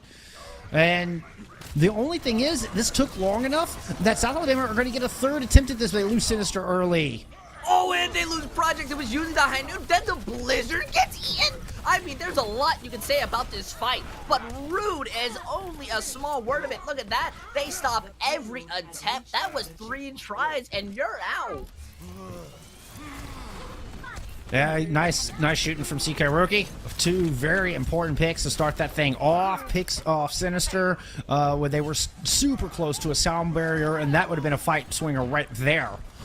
So getting value out of the Widow, who is a very feast or famine kind of character. If you're not hitting your shots, you're not really providing any pressure. But CK Rookie steps up to the plate, gets it done. Just to follow on our baseball analogy. Self-destruct to the back, not going to find much. Banana Man gets killed before they can shatter. We do see a counter bomb come in. It does find out Sinister. Park did not expect that and yet still made it work. Poor Nep did not know what hit them, and even if that Widowmaker is going to fall, the rest of the team is quickly following after them. OG is the one who really needs to get out of there. Almost got staggered. Fortunately for Purdue, does not manages to get back. Yeah, and now just waiting on a regroup. But Azuki did get killed late, so they're going to have to wait on it to come in. Nano Boost available once again. CK Rookie coming off of the Widowmaker, going over to a Genji. Giving some good options for this Nano to go on to, though. I'm expecting it to hit this Reinhardt here directly to start this fight. I'm gonna be surprised if Banana Man just walks in and shatters again. Look at that! Lands it beautifully! 4 down. The immortality. It keeps them up, and Snoop is able to go at those who aren't paying attention and easily start taking them out. At least Park is able to get a good montage clip. Sorry, was not prepared for that. It's quite the back and forth. Good job from Smoke. Landing a killer fire strike there at the end. Purdue White trying to continue to pressure this despite being down in the fight. Just want to get a constant flow of resources poured into this to keep South Alabama off balance. But South Alabama are standing tall right now. They've got some good ults to work with, including a sound barrier. We see as Park is going to fall, that Blossom goes onto the ground, but gets booped. So not in the best position, but it still forces OG to use that DM, lose their mech, and Project's built up to the high noon. They are rotating their ultimates, and they are safe for this next fight. I mean, even finding out Banana Man, that's what, maybe 10, 15 seconds now gone from the clock, and add a little bit more because they lose their Lucio. Yeah, CK Rookie and Park, I think, are really trying to force this into a Reaper and a Cassidy. Project has been keeping them at bay, left, right, and center. Neither of the flankers getting a whole lot of value because Project's got them in their sights the entire time.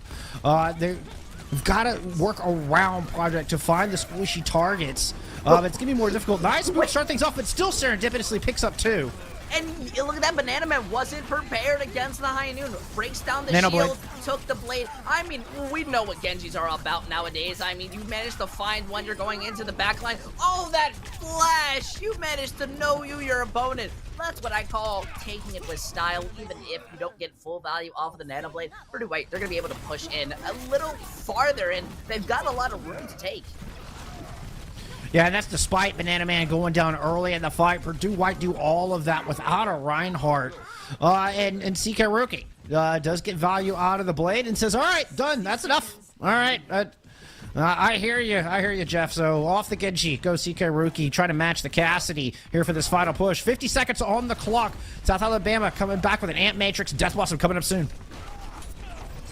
They are going to be walking out with that window at the front doors, but that bomb will split them up. We see that charge, not going to be able to react. They lose out the Baptiste and then the Reinhardt. As Banana has the Shatter, needs to be careful from the Blossom, but easily able to take out their opponent. Nep is going to only have time to give on their opponents, but we are going to be seeing Purdue White. They're moving this to the 3rd point. And Park just did such a great job of putting so much pressure on Snoop Ferret, they had to use the Death Blossom. The only option was to Death Blossom solo onto a Doomfist and not onto the squishies, not into the bulk of Purdue White like Snoop Ferret wanted to do. Now, we're on a completely different point altogether, and by that I mean different look. A lot of long range on this one. We're going to get swaps from both sides. CK Rookie picking up the Ash. Snoop Ferret, we're seeing on your screen right now, has the Hanzo and is throwing tree trunks downrange. I've been seeing a lot of clips on Reddit of seeing these storm arrows kind of ricochet, see if they work. I wonder if Snoop truly practiced that out. I think it's more Park who's being more interesting though. Look at that, gets the nano, immediately dives and gives enough room for Banana Man to eventually fall out, not able to secure any pick and end up falling down. Smoke was very far in though, is going to be picked up, but Purdue White don't really have a hold. They do have the spawn advantage at least. I mean, even at this point, that's close. We're getting into kind of that 50-50 range on this corner where it's right in the middle on the spawns. Banana Man also used Shatter in that. Didn't really get anything with it. Might have even gotten killed out of it. But they do not have that tool. In fact, not many tools at all for Purdue White to work with. They've got a sound barrier, but there's plenty to counter that on South Alabama's side right now. 30 seconds on the clock. Purdue need a miracle. They've thrown the dragon in. Park is able to dive, save themselves with the slam, and while Park, well, look at that, has to disengage, but the Transcendence is now built. It's a good punch to try to stop it, but in the end, it's just not enough. They are able to not only use that window, pump the damage, take those out who are walking down main, but, well, they just go out of their way. They clean it out. South Alabama still with that bongo for a last-second hold. Wait, oh? That's a good kill, good couple of kills coming from CK Roki. Don't think it's gonna be enough. There's no ult available for him, and yeah, here come the kills from South Alabama. Say Purdue White needed a miracle. They got close. They got an early kill on the Maruchan at the beginning of the real fight, not this little last skirmish we saw at the end, but the actual fight for the point. Got an early kill on a Maruchan, and that was a good start, but they're not able to take down the other support. And Sinister is able to get that Transcendence off, and South Alabama bring it back on the back of that Transcendence. So a good push. I mean, getting even into the fort is a feat. So not a bad push for Purdue White whatsoever. And you called it earlier, User. I mean, we've seen our fair share of full holds on this map. That's the biggest anxiety I think I have about Overwatch. It's never, being in a Pharah POV against a Widowmaker, never knowing if you're about to be sniped the moment you peek. It's never watching a player POV and then they get punched in the face. No, it's always going to be, will a team get full held? Will they end up making too many mistakes and they lose that chance to kind of bring this back in their favor? South Alabama definitely have that potential to not get full held, but all it takes is one kill and it's cleanly will sweep. I mean, Park, we see OG, they're running out on what they did beforehand on Eichenwald, and we saw how well they held beforehand. But I mean, we're not really seeing too much of any composition that benefits off these long angles. Not yet. I anticipate we'll get more of the Ashe and the Hanzo as things progress. But the close hold doesn't matter right now. Park Maywall's left a little bit to be desired, both on Eichenwald and back on Lijiang Tower. Needs good ones here for this close hold to be successful. Snoop is very high in the sky, able to take out that immortality early. He's absolutely... Oh, what an huge bio. That lands on 3. Look at them, already backing up. They have no reason to continue moving forward, and yet everybody in their backline is completely open to Snoop. I mean, look at that. The Baptiste is going to fall. Another beautiful antis landing onto Banana Man is going to fall. They don't really have much of a hold here, but they have to keep fighting until each and every one of them has fallen. There's no reason to back out. And Purdue might have eaten a little bit of time off the clock already, about 40 seconds to be exact. And they're continuing to put pressure on. Some early kills, and South Alabama do have the advantage, but they're not cleaning this up quick enough, User. Oh, you're absolutely right. I mean, Banana Man's on the Orisa, but it's already halfway back. And though they find out OG, look at this. The Cassidy's in their backline. It's not so Snoop eventually, and you really don't want to commit this barrage. That's the one ultimate that you really want to save. Project may fall, but you have a full team to be able to push in. They've swapped all the way over to double shield, and I do think they're going to have a chance to have a hold on to third as long as Banana Man, more than anyone, does not fall. Yeah, they'll definitely get another defense here. With double shield, they should. Snoop Fair did a great job, found 3 kills to finally get South Alabama on the road and get them going through. And with the swap off the Diva, Snoop Fair might be able to get a nice barrage in here. We'll see how the supports do. Barrage over the top, smoke finds 2. That's absolutely massive. The sound barrier was just not enough, and well, it's now run its course. We already see as OG immediately gets melted. Park has the Blizzard, but I think my biggest question is, are you going to hold that, or are you just going to switch? Your team is on double shield. Yeah, Park needed to get that one out in that last attack. Unfortunately, Purdue White kind of poked their head out before they were really ready to take an engagement. So they were taking a lot of poke damage before they were in a position to really dish it back out and get Park in a good spot to throw down the Blizzard. Now they're still holding on to it, and the pressure continues to mount from South Alabama. That is a beautiful first pick. I mean, Snoop is already set. The mines, though, are going to do the most of the damage, and they don't need to commit room. this. We see as that window gets used, Snoop just goes the other way and says, you know what, I have to. It's just absolutely available. Yeah, tiny room. Why wouldn't you? Purdue White just served themselves up on a silver platter, and Snoop Ferret is just feasting. The barrage really didn't get as much value as just the direct, circling all the way around from the main entrance. The side window goes up through the top hallway. Snoop was pointing rockets from all directions. Now, oh my goodness, what a pulse to start this off. This fight's already done. This is the antithesis, whatever definition that you truly want to call it, because my English dictionary is not the best. They are snowballing it right now. Park even teased the Doomfist, but knew they don't have the room to play that composition. South Alabama, they're playing this wrecking ball, and they're playing it way better than I ever expected. And Purdue White just looking to step behind the curve. I mean, OJ had swapped over to the Diva part of that last fight. Now is having to go back over to the Sigma, knowing that the dive tanks aren't going to work. Oh, okay. Okay, Purdue White making some last-minute adjustments. Coming out with the pig's feet. OG picking up the Roadhog. So this is all about protecting CK Rookie so that your Ash can get good value while OG disrupts and hopefully can find a pick with the hook. They got to deal with these two flankers first, though. Unfortunately, it doesn't seem like Park is going to be the one helping, but their composition, they are scattering to try and find something to work. I mean, the Hog Sigma's not bad, but that's definitely something you're pulling out of your pocket.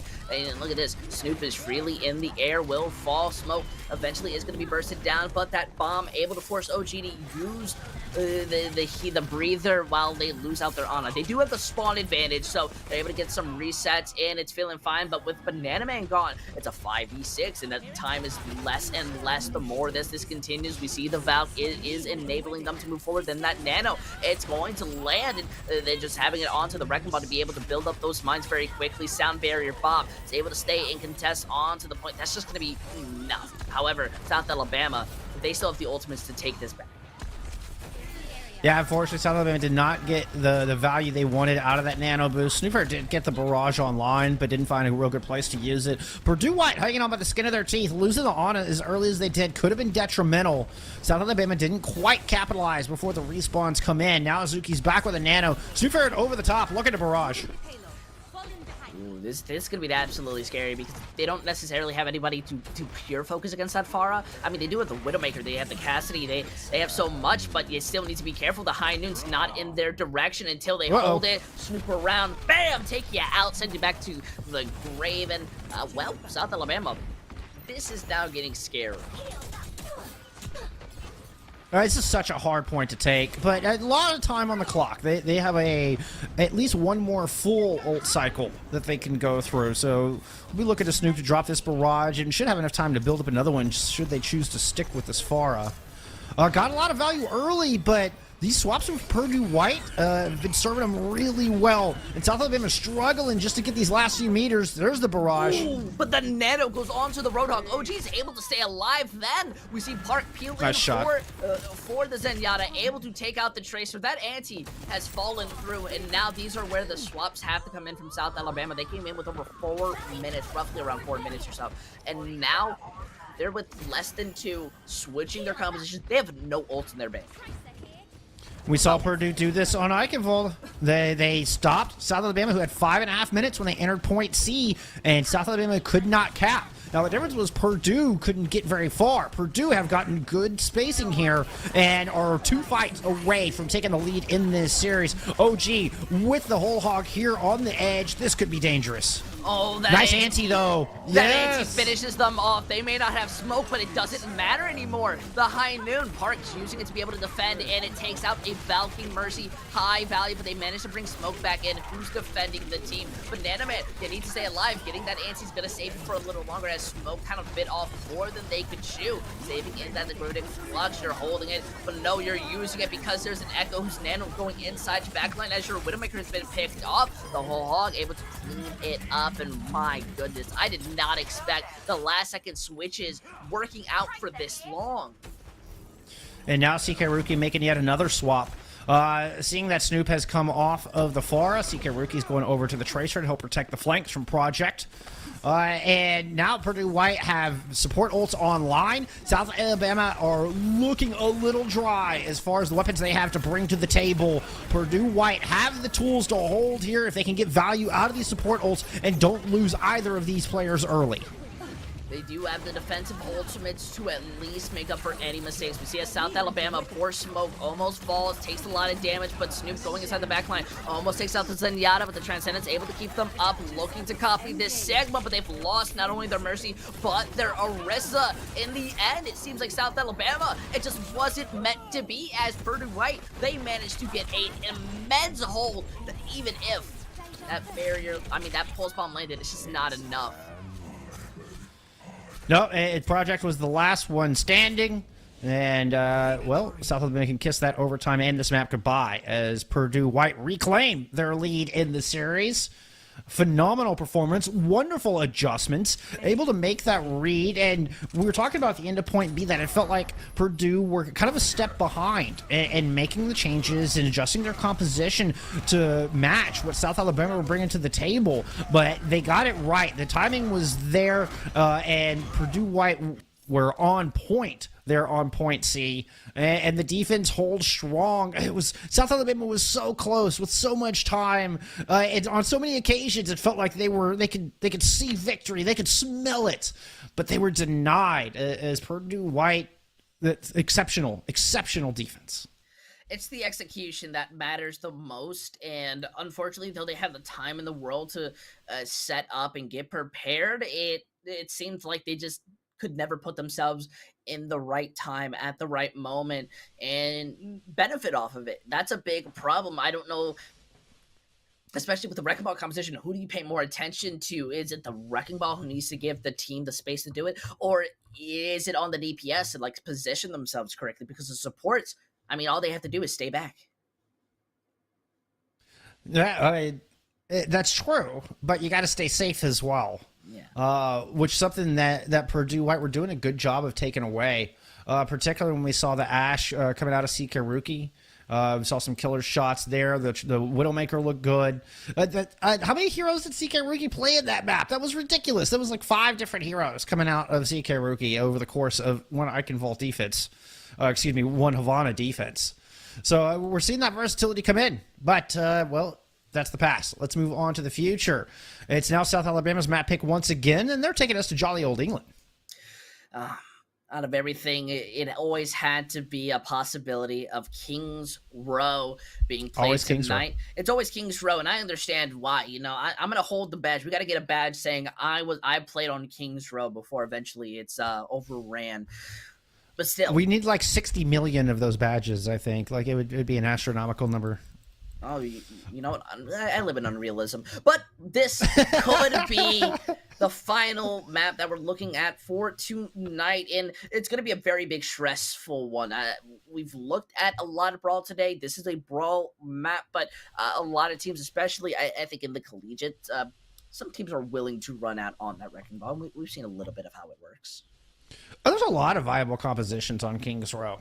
The Wrecking Ball is certainly one of them, and of course, it's known for the Brawl. This is the home of Reinhardt. as far as canon is concerned, but just as far as map design and tradition in Overwatch. So this is kind of where Brawl was born, was here in the streets of Kings Row. But that doesn't mean any of the other compositions are any less viable. We've seen, crazy Bastion strats, double shield defenses, up on in the treehouse strat where you sit on high ground with a bunker composition compiled of Orisa and Sigma with some poke DPS. A lot of viability. Purdue White, as they were victors in our last map, get to choose sides, and they have chosen to start us off on the defense. And indeed, we're seeing a bit of long range in the DPS role, but Banana Man sticking with that Reinhardt.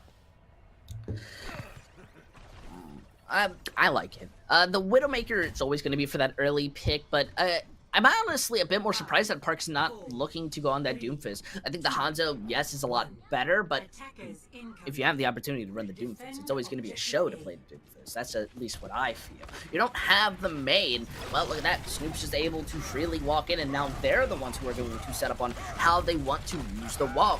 Purdue White needs to be extremely careful with his engagement, though Smoke has to be even more careful with 100 less on the shield. Is that a charge into the enemy team?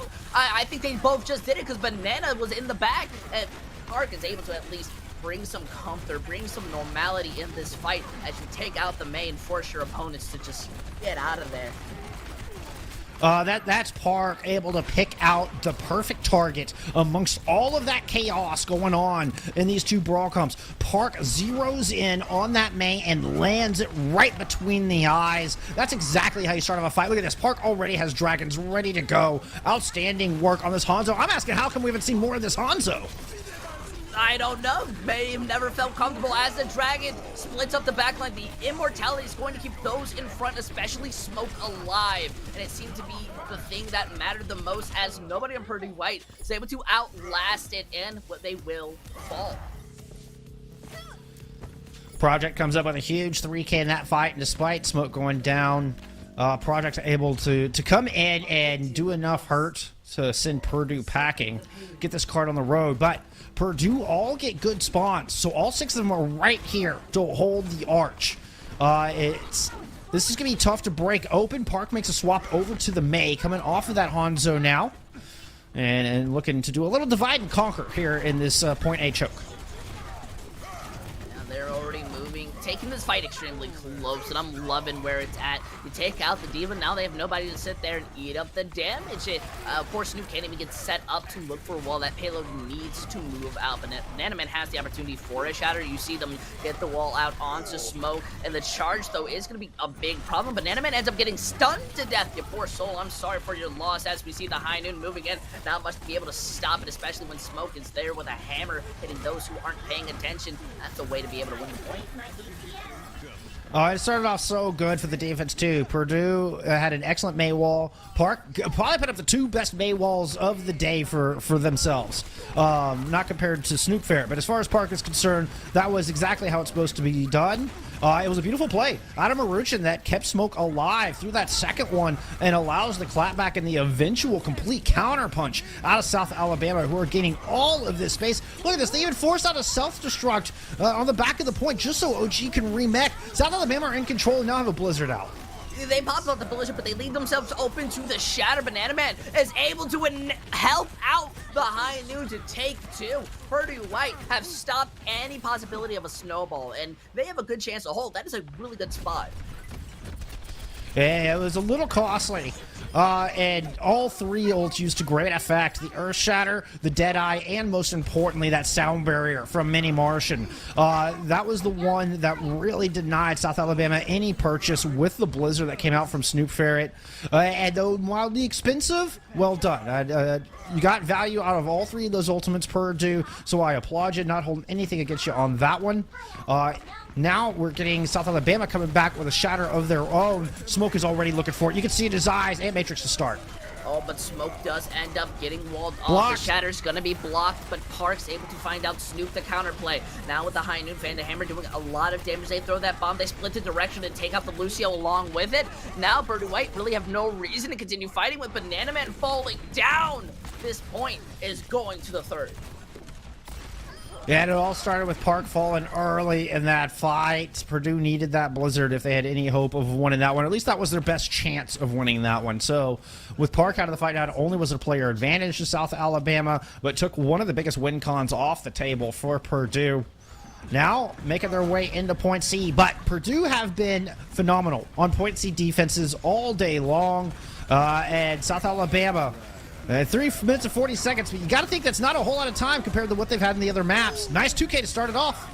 I mean, the wall falls, they weren't prepared against it, and now the rest of the team collapsed underneath the weight. On the bright side, they did die pretty quickly together, so Purdue White, they have the blizzard, they have the high noon, they have a chance to hold, but, I mean, South Alabama, they're walking out with very similar abilities. Yeah, Blizzard versus Blizzard. Difference is Sinister has a sound barrier. South Alabama have an opportunity to put up a great time here. Yep, they're moving in. We see the blizzard be popped on both sides, but Banana Man's looking to just get playing around it. We do see the freeze in South Alabama are not going to be getting the better end of it. Purdue White manages not only to tank out the main tanks, but the supports decide to go off the edge, and 4.14 meters. That is a heart attack in a can. And both blizzards come out simultaneously. Snoop Ferret throws theirs on the front of the cart, Park on the back of the cart. The only problem, well, if for South Alabama at least, was that all of Purdue were on the back of the cart. So the blizzard out of Snoop Ferret only catches 1, maybe 2 there, while Purdue were able to pursue a lot of the kills. Now South Alabama coming back in. Smoke has a shatter ready to go. Ant Matrix blocked by the wall. Gives them a bit more room to move. Oh, not the Huge. shatter! That was just a look. That was a turn and then a Q. Cart. The cart. They gotta keep touching the cart. They rushed on. If someone had been touching that with South Alabama for a second longer, they would have been able to get it. But now they have to face not only the window, but the fact that there was a flying May going in their face, and they got that hold. But my goodness, that could have gone so wrong. South Alabama had that. Nobody contested. They just got off the cart. South Alabama walked that in, the 4 meters that was necessary. Purdue were not contesting. They get it to .23, and South Alabama steps off before OG gets onto the cart to contest. That was extremely close. But, I mean, Azuki, I got to praise Azuki again. Beautiful Ant Matrix. They're doing work on this battlefield. And we see them wanting to reconvene, going up, getting a nice wall, but that charge doesn't care, managing to take out Smoke, and the Immortality is being able to save them. I mean, Snoop has the Blizzard, but that's going to be a next fight ability. They fall once more, and this is honestly so stressful to see these teams make it to that third route, and then with such high time makes, and yet it now is back to that same scenario, a minute on the clock. I feel like Purdue are just getting more calm and collected as the series goes on. And it's Park that makes me say that the walls are getting better and better. They seem to have really found their stride here and now have a blizzard to help defend once again. The High Noon is set. It does wait for the last second, missing out on the May, but look at that blizzard freely thrown in their back. The Soundbay are able to keep up Purdue White for a little longer. Oh, poor Smoke in the wrong line. The bomb cleans you out. And now, I do like the fact that they have 4 ultimates, so they necessarily can just always say, you know, play the Q game, throw it out, win. But Purdue White, they've been holding very well against any odds. And using their ultimates very wisely. Mini Martian this time, the savior with that sound barrier, in another double blizzard fight. This time it was the supports who were able to do the job, get it, protect it once again. Last opportunity for South Alabama, 15 seconds on the clock with a self-destruct incoming. And it finds 2! That's what they needed to be able to continue. I mean, now with Banana having the shatter, they had ultimates, but how are you going to be able to use them? You're rushing over to the point. Do you have a touch? Not quite, as we see South Alabama not able to use the abilities that they've saved for. Purdue White have set up a beautiful win condition. And this is the 3rd map in a row where South Alabama have gone into Point C with tons of time left on the clock. And Purdue White are able to find their ult cycle and just build a wall, an impenetrable fortress that South Alabama cannot seem to crack open. Park really stepping up on the May and that one. Azuki and Mini Martian continue to do good work. The entirety of Purdue White did very, very well on that defense. And now that they know exactly what they need to accomplish to take this series home and punch their ticket into the grand finals, they got to make it into Point C. It's almost to the end. Very similar story to our last 2 maps. They were able to do it on Havana, but not on Eichenwalde. Can they do it here, or will South Alabama send us to map 5? They're making me shiver in me timbers. That's what I definitely can confirm for you. South Alabama at least have the benefit of snooping on the May for defense, and that was something that we pointed out on Eichenwalde. Snoop had very phenomenal walls, and I could see this working out. I think more than anything, I want to see a bit more come out of NEP. I think as a diva player, you really got to be putting more pressure. Smoke needs to survive these close situations. I mean, Neptunica's done a fairly good job, but I agree. I mean, that's the diva is kind of one of those. It's almost like a sport in that sometimes it feels like it's a very thankless job. Yeah. But keeping an eye on Park, and Neptunica can absolutely win this map for South Alabama. What an interesting wall. It seems Park's is going down. to fall, but that's a counter charge to be able to help South Alabama as Banana Man doesn't have any room. They do have a Widowmaker out, but I haven't seen a Widowmaker work on King's Row since Sherful. That was a while ago. That was a day or two ago. Yeah. And CK Rookie is going to go ahead and make the swap, going on over to the Cassidy here, so we will get mirror compositions. A little bit behind, but not really noticeably so. I don't think it's going to have a huge effect on this. What could have a huge effect is Smoke being 90% to Shatter compared to Banana Man's 57. Ooh, I love this rotation. Purdue trying to circumvent around. I don't think anybody got cut off by that May wall. The speed was too good. Now Purdue have some high ground. Now, what do they do from here? You can choose to go right up the gut. Okay, they're just going to speed right on in. Here we go. They're going right after their opponent. Smoke has to use the Shatter. It's able to land on the Diva, but He got stunned. you are open, and it's not working well. Purdue White finally find what they needed as they just roll into South Alabama, cleaning this fight up and start capturing the point. Smoke got stunned out of Shatter. I think it was a flashbang from CK Rookie. It could have been Banana Man. Banana Man and Shatter came down at the same time. And that all happened in a split second, so I don't know the exact cause, but the end result is undeniable. Smoke got 0 value out of that Earth Shatter. Banana Man's able to catch up on that 45%, 40% that they were behind. Oh, but a good wall. Everybody's over it. This is going to be an interesting fight. Immortality Field out. Oh, they've lost anything to defend themselves. I mean, the High Noon speaks volumes as it's able to clean it up. They even they lose their mag outside the wall. What a beautiful. I mean, Snoop deserves the credit for it, but Sinister investing that amp solely to help the team commit into it. That's what I call coordination. And then look at this. They're not backing off. They're going to hang out here by the door. And if Purdue White comes low, they get pounced on from above. If they come out the other side, they're at a flank. Purdue White do not seem aware of this right now. They are not too prepared as the Blizzard is going to be landing down. Park's coming close to build up to one of their own. The Banana invested the Shatter, the Blizzard, the Bomb. It's helping, but they did invest so much. But I think it's better than holding 6. As you see, Smoke wanting to retreat, ends up committing just the fall. Purdue White bring that one back. I thought it was ill-advised when I see the Blizzard come out. I was, man, that's late. You're already down. No, they make it work. They pick up 2 with the self-destruct.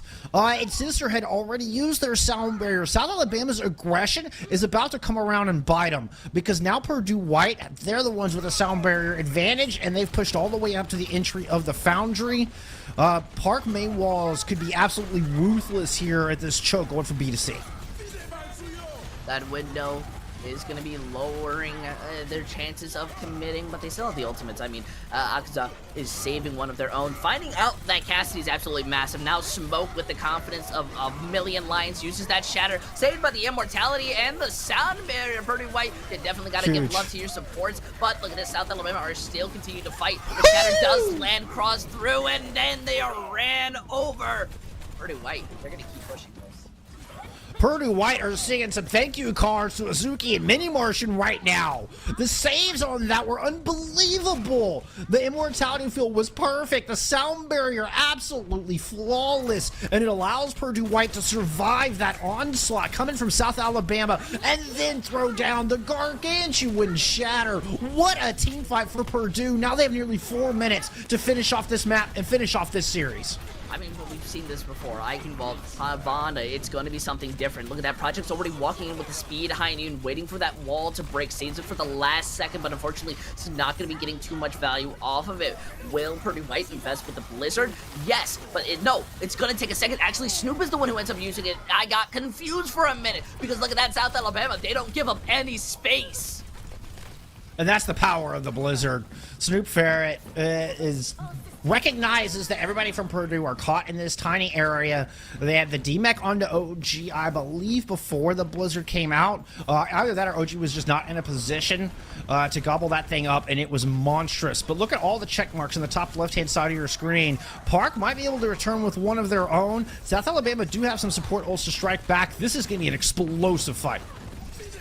They will use that window, but they're playing by the payload, using that natural cover. This is where South Alabama, they managed to shoot. That was a stun onto Banana Man to stop the Reinhardt from having a chance to survive. And what timing did you say they walked in with? It's already at the halfway point. Yeah, they've eaten a considerable amount of time off of Purdue's clock. And that was a gorgeous stun out of Project. You gotta love the coordination out of South Alabama once again. Purdue did not spend any ultimates, though. They stayed disciplined through that fight and now have a monstrous advantage. South Alabama dumped almost everything in that last fight. Looking for Shatter. Oh, Banana Man almost got stunned out there. Banana Man has to be careful. Look at that high noon. It is going to be caught in by the Blizzard, but the sound barrier is there while the rest of the team are going to be disengaging. But look at that. Smoke is inside the backline. Banana Man doesn't know where to look and is going to collapse underneath that pressure. Honestly, that's the anxiety of when you go up against Double Shield. I've never seen it used in this type of way of a brawl things of sorts. And this has allowed South Alabama to get back into this ult economy. To where now they've got yet another Blizzard coming up. Last one was massive for Snoop Ferret. Smoke and Neptunica not too far behind in their own right. Purdue need to be a little bit more decisive. They tried on that one, but South Alabama beat them to the punch. Purdue need to move in and strike first in this one. They do use the Shatter, taking out Project, looking for that charge. Will not be caught in the Blizzard, but misses out against Smoke's own charge. That immortality is not there. You are not safe anymore. They have committed the sound barrier. Look at them. They are speeding through, hoping to get any stagger that's possible. But South Alabama are doing an amazing job of disengaging. They have ultimates to reconvene as a team, but losing out Project may slow this down. Smoke will pop out a Shatter of their own, hoping to take out Banana Man, but they have the healing to be able to survive through it. The bombs are being thrown, but in counter plays, we do see the immortality eventually being taken out as the Blizzard is down at the point. South Alabama may have made a big mistake in their eagerness to try and touch as a team to try and win this out. It is only going to be a Tracer who falls in the end as the Diva, the Doomfist, managing to do what they can. However, Purdue White, they are on the edge of victory right now. They have just a couple of stallers left. Smoke going over to the balls already low. Lucio is out. Diva will get a last second contest with only 0.17 left, but there's nothing to work with all the swaps. There's no ults available. With Purdue, they already have an M-Matrix out. There's a Deadeye from the back, and they keep South Alabama at bay. Purdue White will finish this off, taking the series 3-1. They are moving on to your grand finals here in the Challengers White Division. I told my dog this would be a 3-2. Because these teams just had so much coming into this game, I didn't expect any less. But you gotta give Purdue White the credit that is deserved. They managed to take the victory 3-1, confirm that they were going over to the finals, and they have got to be feeling proud for it. They brought in that energy, and I gotta say, scared me a little. I mean, Park was looking scary. Speaking of, I was a little critical of the May early on in this series. I take that all back. Well, I don't take it back, but Park really got it together. Really stepped up there on King's Row. And I mean, the walls were on point. That second to final fight, we saw Park go in and freeze up Smoke when Smoke kind of had the advantage over Banana Man. And Park is there to save their Reinhardt while the rest of the team is frozen. Nobody else could help Banana Man. There was nobody there, but Park steps up, escapes the Blizzard, freezes up Smoke. And then with Smoke down, they push through and are able to muscle around that corner and start their trek down to victory. Huge plays coming out of Park there on the May on King's Row. Still highlight of the day for me, though, despite that, has to be Azuki. Azuki, whether on the Ana or the Baptiste, was a cornerstone of this squad all day long, attack or defense, no matter the composition. Azuki, for me, would be my personal player of the match, person who impressed me the most here today. Honestly, I can't even disagree with you because if you didn't bring them up, I definitely was going to. They were a shining How could star. you not? Yeah, because Yeah. as a support, they were doing what they needed to do. They weren't in the kill feed because their team was doing the job, and that's what matters the most. But let's look on the bright side here, Bull Skunk. We're going to be able to stand here proud and even get a chance for an interview. And I mean, out of all the players, it's got to be the one that we always talk about. Yep, we're going to get Park in here, have a little conversation, get some insight on this match we just saw. Give us a few minutes to get that set up. When we return, well, we're going to get to talk to Park. We'll see you in a minute.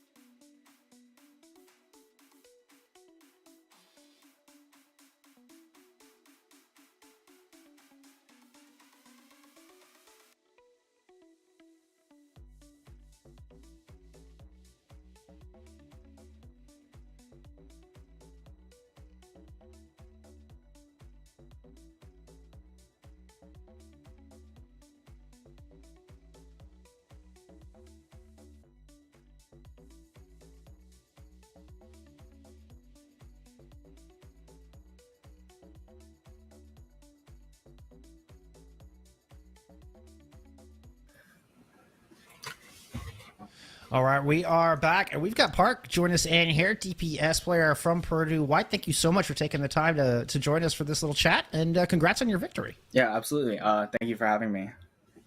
Oh, it is our pleasure, my friend. It's our pleasure. How does it feel? Your freshman year coming in, Purdue White's first academic year, competing at NECC, and y'all are headed to the grand finals. How does that feel right now? It's really cool. It's a great feeling. I joined over the summer, right before I came to Purdue, and I got to know like everyone on the team.